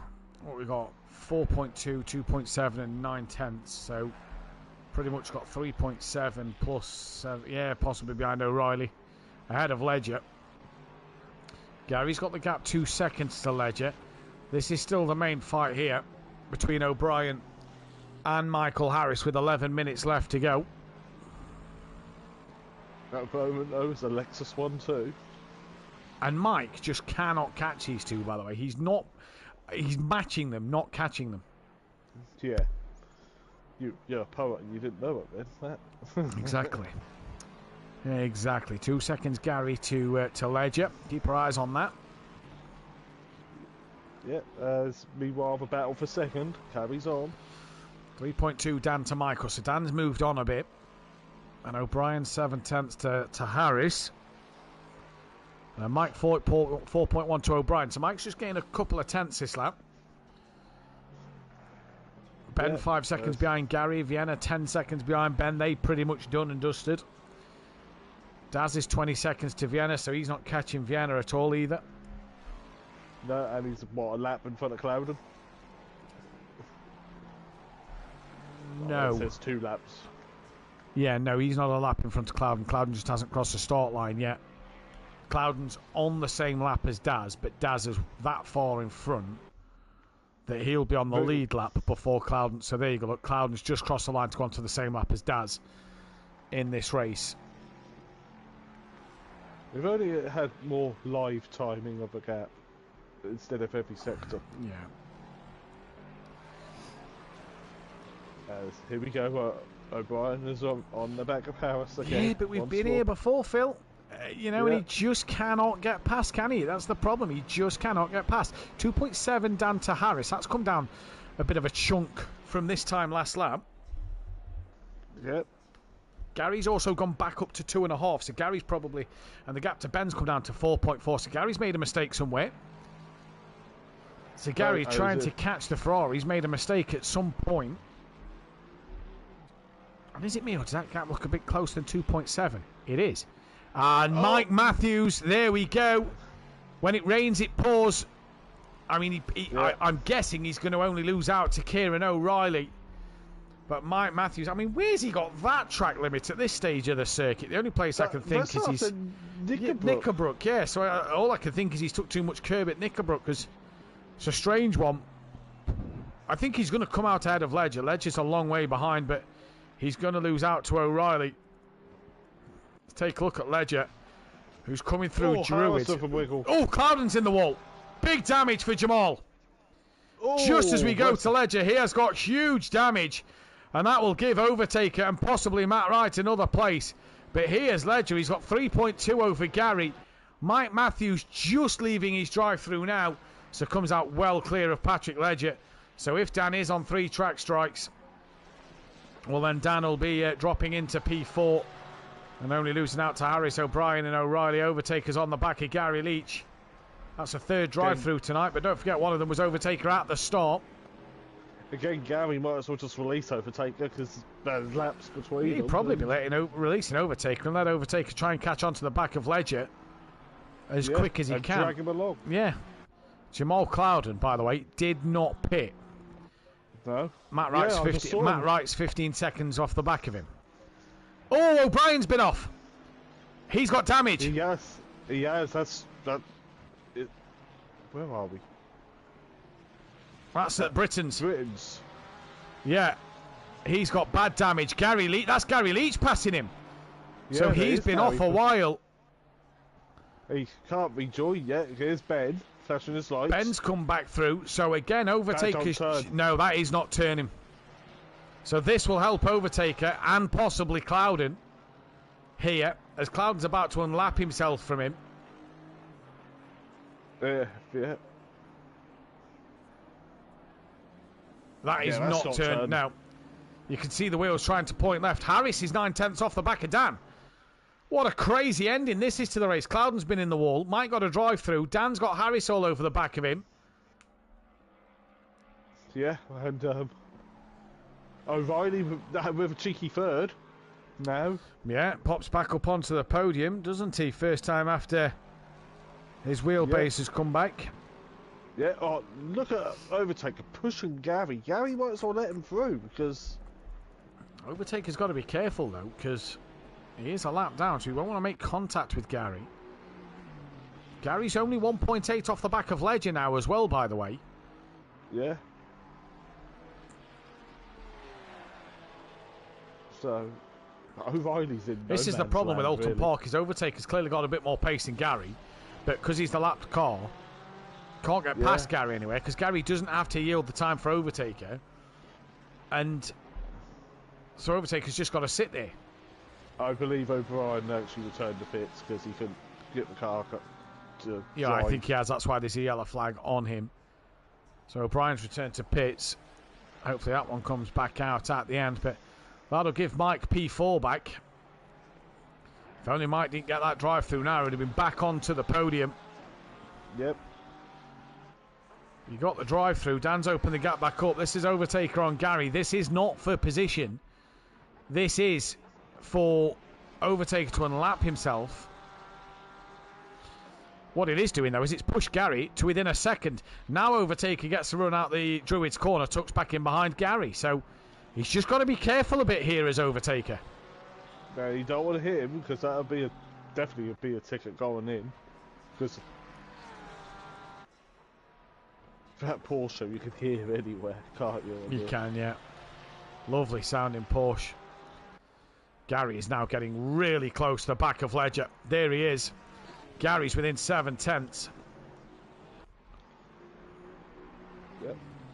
7/10. It's like overtakers pushing him towards him. Yeah, literally. Dan's within 9/10. Anotti Sammy, evening all. Let's go, Pedro Vienna. He's currently running in P8 as Overtaker looking to the outside of the hairpin. Going to pull it back in. Overtaker being that lap down, like we said. Oh, Gary on the grass. Gary on the grass. And is he just getting distracted a little bit here, Phil? He possibly is, yeah, because would you be if you had that big black Mustang coming up behind you? Yeah. If Ben stays 8th, where will he be on the table? Need some quick maths, Matt. I'll tell you now. I'll tell you what, Cloudon's engines look plenty of air. Yeah. If Ben finishes 8th, he'll score 27 points. Just not obviously trying to rough calculate. He will still be 4th place. He'll be ahead of Skunky. Overtaker's behind him. Matt Wright's behind him. Gary Leach and Darren Yo. Gary's in front of him, but he's not going to score enough to gain. Gary's now lost half a second, if not more. Look, he's on the grass again. And is this purely because, look, Overtaker keeps pulling out to try and pass him and then tucks back in behind? Yeah. Again, if I was Gary... Harris, 2 seconds over the back of Dan. Sorry, Phil. So Harris has clearly had a moment. Yeah, clear. Possibly. You say Gary let him through, though, Phil, but every time he pulls out to have a look on Gary, he then just tucks back in behind. So unless Gary's going to slow down massively and lose a lot of time, you know, I don't know where he's going to do it. No. But the thing is, though, it's now distracting Gary. Because Ben's starting to close up behind. Ben's closing up behind, and Gary's now back. What was under a second is now nearly over 2 seconds. Back where it was beforehand. Evening to Chloe Davis in the chat with the party streamers in the chat.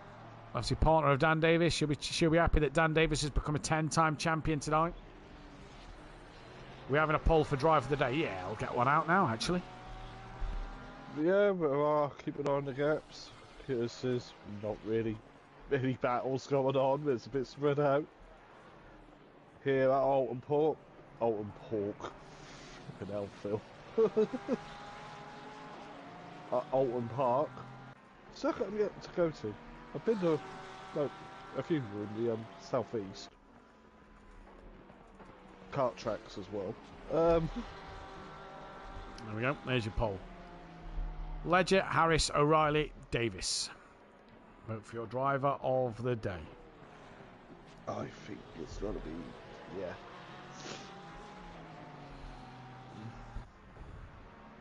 Because he's been there on the thereabouts both races, hasn't he? As, I think all of them are. I'll try to get the two most consistent. In fact, I probably could have put Mike in that conversation as well, actually. Yeah, Mike's been up there. P4, race 1, yeah. Race 2, hasn't he?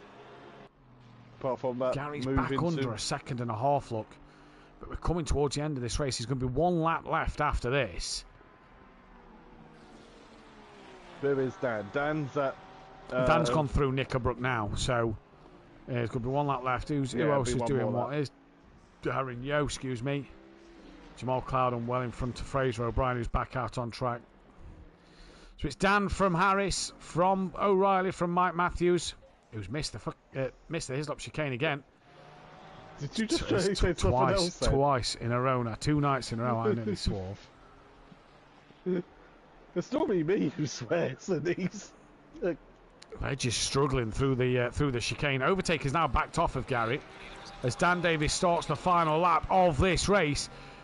I think Overtaker backing off of Gary's done the damage, because I don't think Gary's going to be able to get close enough with one lap and mount a serious attack. Dan Davis, who starts that last lap.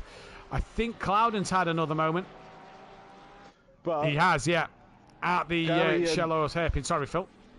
Gary and Ledger haven't started their last lap yet.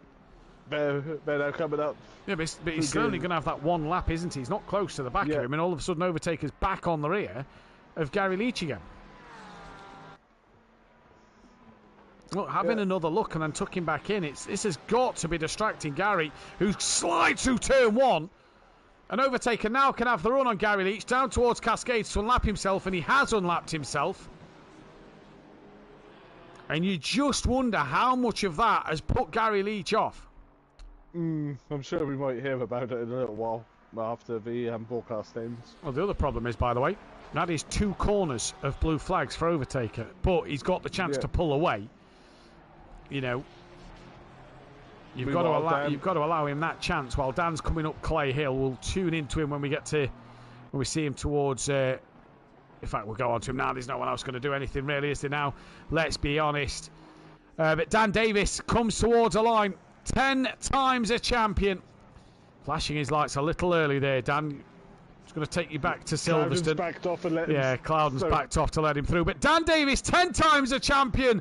Another race win for Dan Davis. Michael Harris, P2. Kieran O'Reilly, great to see him back on the podium for 3rd place. Great race there. Mike Matthews will possibly be kicking himself with a P4. Jamal Cloudon, 12th place in this race. Fraser O'Brien will pick up that 13th, as we know, with the mishap at the end. Mike Matthews there, 4th place. Could have been so much more for him. Patrick Lager, look, he's been caught by overtaker at the very end, but Patrick Lager's going to hang on in there for a P5. Gary Leach will hang on in there for a P6. Then it's going to be Ben, who is flashing the lights, going to cross the line for that P7. Good race from Ben. Pedro Viana is going to come towards the line. That is going to be P8 for him. Before Darren Yeo will take to the line in P. In fact, the 135, that is Matt Wright, who will cross the line 11th with the fastest lap. So well done to him. Fraser O'Brien, as we know, will be 30th place. Darren Yeo is going to come across P9 as overtaker has already finished 10th. So we just wait for him to come to the line, and then it is just Fraser O'Brien as Darren Yeo finishes the race. Fraser O'Brien now towards the line. A little slide out the final corner. And we then, big slide. We then, for the final time tonight, will enter into the Discord call to get the driver interviews underway.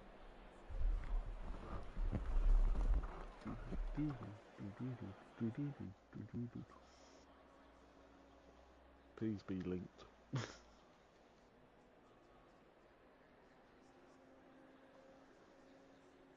We are live in the commentary box then for the driver interviews this afternoon in what has been a fantastic night of Oulton Park racing.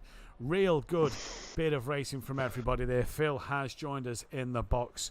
PM, what a night's worth of racing. Talk us through that, sum it up for us, and give us your driver of the day. Well, it was interesting. It proved how hard it is to overtake cleanly here.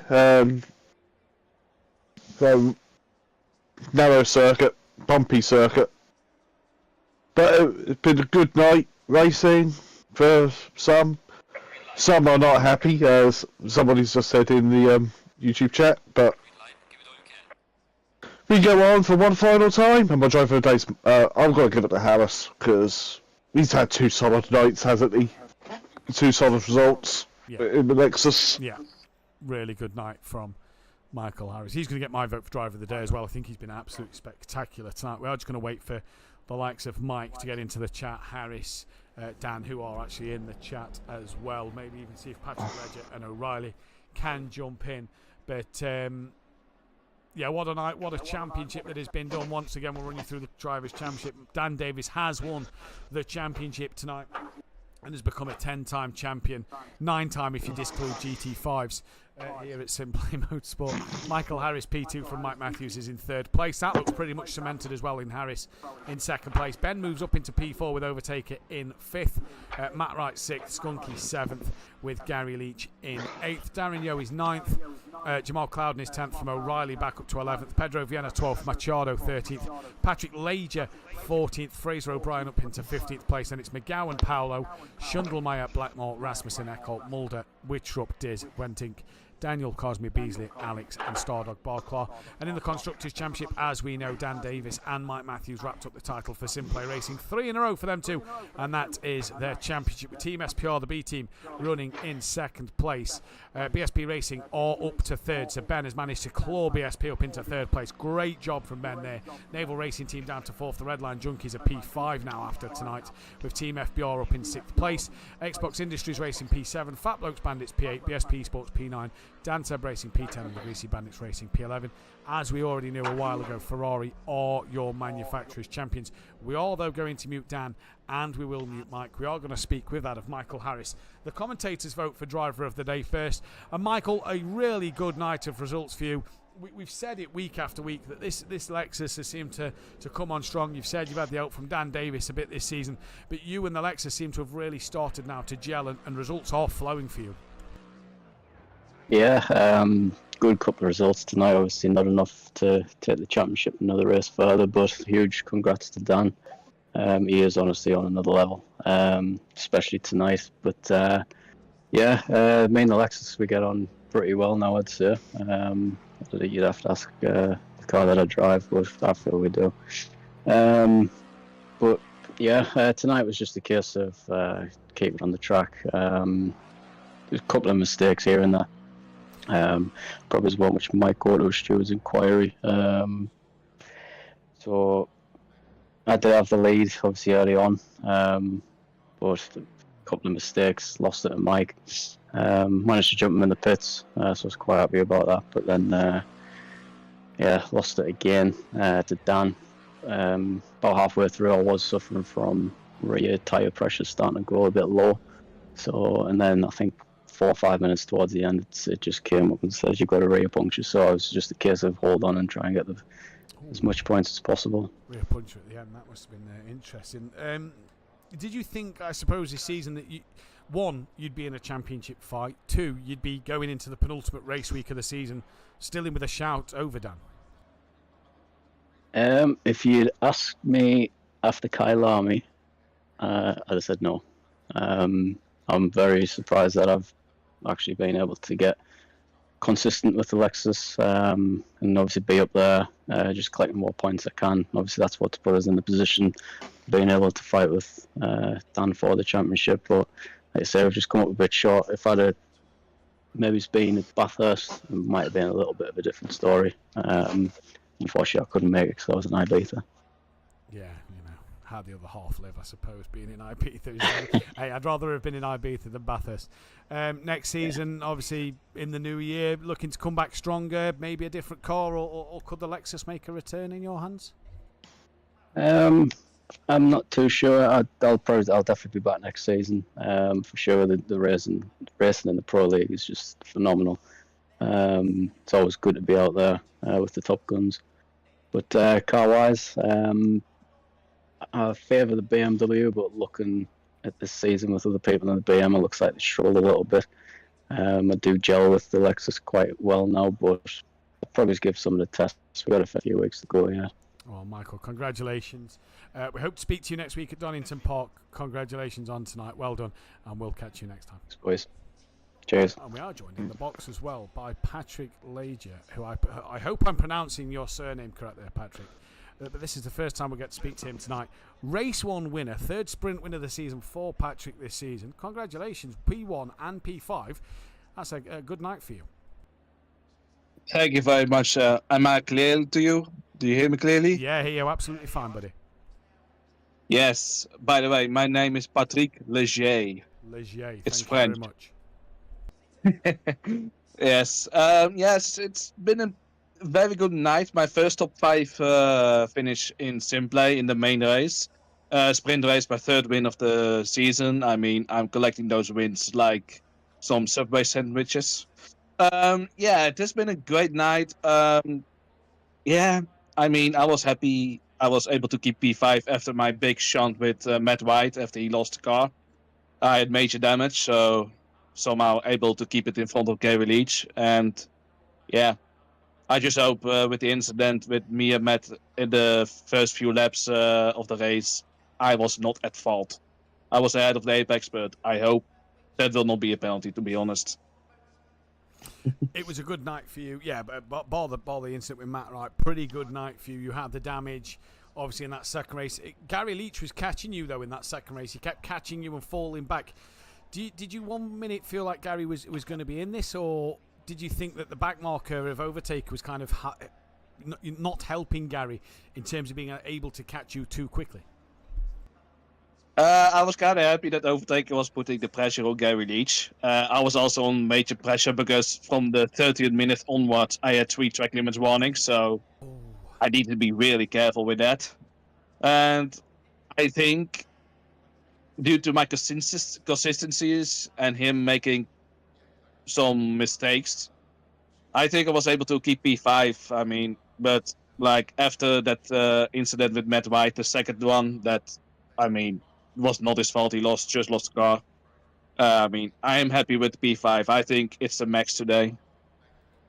Obviously, we're going to the new season. In the new year, there's Donington Park to end the championship so far this season. Will you be looking to make a return to the championship in the new year? And if so, Ferrari still the same car of choice, or maybe something a little different? Probably Ferrari will be the same choice. I will definitely be back for next season. I mean, I love my time here. SimPlay by far the toughest league I'm in at the moment, so I definitely want to stay here and learn a lot. Yeah, I mean, and for the rest, yeah, I mean, you guys do a great job. I mean, I have nothing else to say than that. And yeah, I mean, I will love to continue my stay here. Hopefully, I stay in Tier 1, but I think that will be the case. And yeah, I mean, yeah, I would love to maintain my stay here. So yeah, I would definitely be back. Well, thank you very much, Patrick, for the kind words. We can't wait to see you back in the new year. Final race at Donington next week. We'll see you then, Patrick. Thank you very much for joining us in the commentary box tonight. No problem, sir. Keep up the good work. You guys are doing great. Brilliant. Thank you very much, Patrick. We'll catch you and see you next time out at Donington Park. And we can speak. We've got them both unmuted to Mike Matthews and Dan Davis. Before we get to Dan, we will speak to that of Mike Matthews. Mike, you picked this circuit for this week. Your home track. You've picked it for this season. You've picked it for the calendar. And a race win out of your hands. Just talk us through what happened a little bit. Well, let's see what the stewards say. I think he moved a bit late to brake.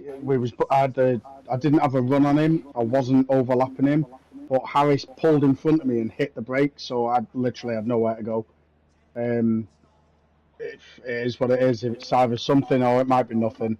But you can imagine I wasn't best pleased when the chance of a win at my home race sort of thing would have been nice, but well, it is what it is. It's been a bit of a mixed bag season for me. It has indeed. Obviously, seems to be getting back to grips with the Ferrari. Dan, race win in the second race. Absolutely phenomenal for yourself to end not only the fantastic pole position lap to make it 9 poles from 12 this season, another race win to your name, to capitalise or to end, really close the book on the 10th championship. We've still got Donington to go, but that 10th championship come with a race win at another. Can we just point out, Phil, a pole and a win at another British circuit? It's like he loves them. He's secretly loves somebody. Yeah, another race win. That was hard, to be fair. Just like Harris, I was suffering with pressures as well. And within the first 10 minutes of the race, I was already on 2 track limit warnings as well. So, yeah, it was a strong night. The Lexus was definitely strong around here. It was crazy how strong it was. But Fraser was just struggling in that Ferrari, and I could not find a way through. And we came down to turn 2 together, and I don't know if I tapped him or not, but we ended up rubbing our shoulders and ended up both going off. And instead of just sitting there disappearing into the distance, I thought it was best to give the place back at least and go from there and kind of just go racing hard again. And then Mike and Harris ended up jumping the pair of us, and yeah, it was a for a track that you can't overtake on, we had 4 different leaders at one point, so it's definitely been a dramatic night's worth of racing here. Yeah, Tory seems to provide good racing, doesn't it, these tighter circuits? Now, obviously, there's been multiple Constructors Champions over the past. We've had Jaeger Motorsport have won many Constructors with myself and Gary, whether it's been F1 or GTs. Yourself and D Biggs, probably the GOAT of SimPlay Motorsport with multiple Constructors Championship to your name. Now you and Mike have made it 3 championships. Mike enters that list of multiple Constructors Champions. What's it been like to team with Mike? Obviously, this is now the second time you've gone 3 in a row with a teammate. What's it like to team with someone like Mike? Bother shouting in the parties during incidents. Just give us an insight on what it's like to team with Mike and how this partnership has flourished, let's say, over the last 3 years. I mean, I think the good thing with Mike is that he kind of knows what he's doing. You don't really need to kind of aid him in any way. And obviously, we both choose different cars. We like different cars. So you don't really have to kind of help him, but he does get in his own head at times and has a very short fuse, and I think at times that's his downfall, especially in this race. He had the moment with Harris and he just got a bit hot-headed and just could not catch him in the end, and I think he was just pushing too hard. But Mike's been a fantastic teammate. He's always there or thereabouts, and I'm just happy to help him get some Constructors wins to his name, because since the very first day, he's never had it easy here at SimPlay, but hopefully I've done him some justice by getting 3 titles for him. Yeah, indeed. He's you've had to tell him off once or twice this season, or tell him to be quiet once or twice this season, I do believe. Mike, same question really for Dan. Obviously, yourself, like Dan says, you've kind of been through it all here at SimPlay, haven't you? You took the very first SimPlay Motorsport race win back 4 and a bit years ago at Silverstone in the wet. Where you described it as you made Little Leach look like he was in reverse. You've been called the peaceful pirouette. There's been highs, there's been lows. 3 Constructors Championships in a row. With the GOAT. Let's be honest, the GOAT of SimPlay Motorsport. It must be a fantastic feeling. He did compare you though. Let's not forget, second best to D Biggs. That's obviously standard. He's gone here, isn't he? It's his first proper teammate. You can't just hang him out to dry. But we all know the real truth. It's not me. Just talk us through it though, because 3 seasons ago you pushed him hard, didn't you? Let's be honest. You put him under pressure for the championship. Last year wasn't really your year in the Lamborghini. You've kind of found your feet as this season's gone on, finding that Ferrari form of 2 seasons ago to really sort of help Dan this year win that Constructors. Maybe fortunate on drivers not being there every week, whatever, but you've got to do that job on the track. Yeah, it's been tough. The pace this season, so it's just unreal. I mean, some tracks you're only half a lap. That's it, behind the leader. So one mistake and you're at the back of the pack. It's took me a while to get in a groove with the Ferrari again, since that horrible last season in the Lambo. Yeah, the season before was pretty good. But no, it's been good driving with Dan. If either of us have a struggle with the setup, we'll give each other a little tip to tweak, and sometimes it works, sometimes it doesn't. But no, it's been good. I wouldn't have got the title without Dan. I mean, the second one, he nearly won on his own, to be honest. And finally, Dan, we have to touch on it. 10 times a champion, go to SimPlay Motorsport, most poles, most wins, most podiums. Mid-engine car, front-engine car. There's a task of maybe, can you do it in the rear-engine car next season or whenever you're going to try that Porsche? But it's been a phenomenal year. Like Mike's just touched on, the grid has been so tight, especially that first half of the season, in such an old car, with such a learning curve over the off-season to maybe think, have I made the right choice to go in this Lexus? You pulled it off. You've done it once again, and 10 times a champion. It just proves testament to the work you do. I mean, coming into this season, I was obviously looking at a front-engine car just to prove that I could do it in a front-engine car.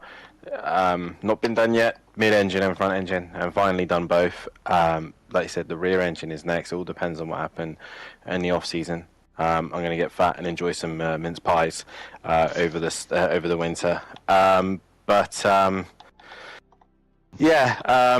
The The Lexus, I mean, I can't fault it. I've loved this car since I started playing this game. The Aston was the first car I tested, and then it was this. It was just a lovely car to drive, and I think I've done it justice here.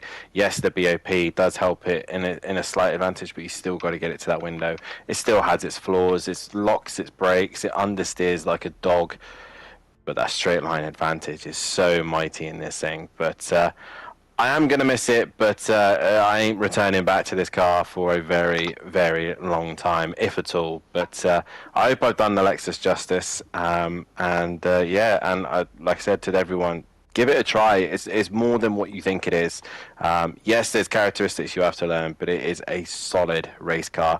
Yeah, it's another season done, another title to my name, and I got to keep pushing because these guys are getting faster and faster. And I think next season, if we're going to Porsche, don't expect the form that we've had now, because I've seen the hands of that Porsche and it looks really tricky to race. So we'll just have to see. But nonetheless, I'm enjoying the Lexus. I've enjoyed this season. And to the drivers who've stayed in Pro, you lot are amazing. And thank you all for staying, because this grid has never been so competitive.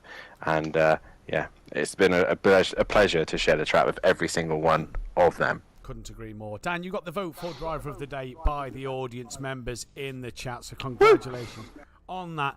10 times a champion, Dan Davis, and 3 times Constructors Champions, SimPlay Racing. Dan, also the King of Britain, once again taking a pole and win at England on an English circuit at Oulton Park. But we aren't done with our British tracks. We head to the home of SimPlay Motorsport next week for the finale at Donington Park. There's one there's one championship left to wrap up.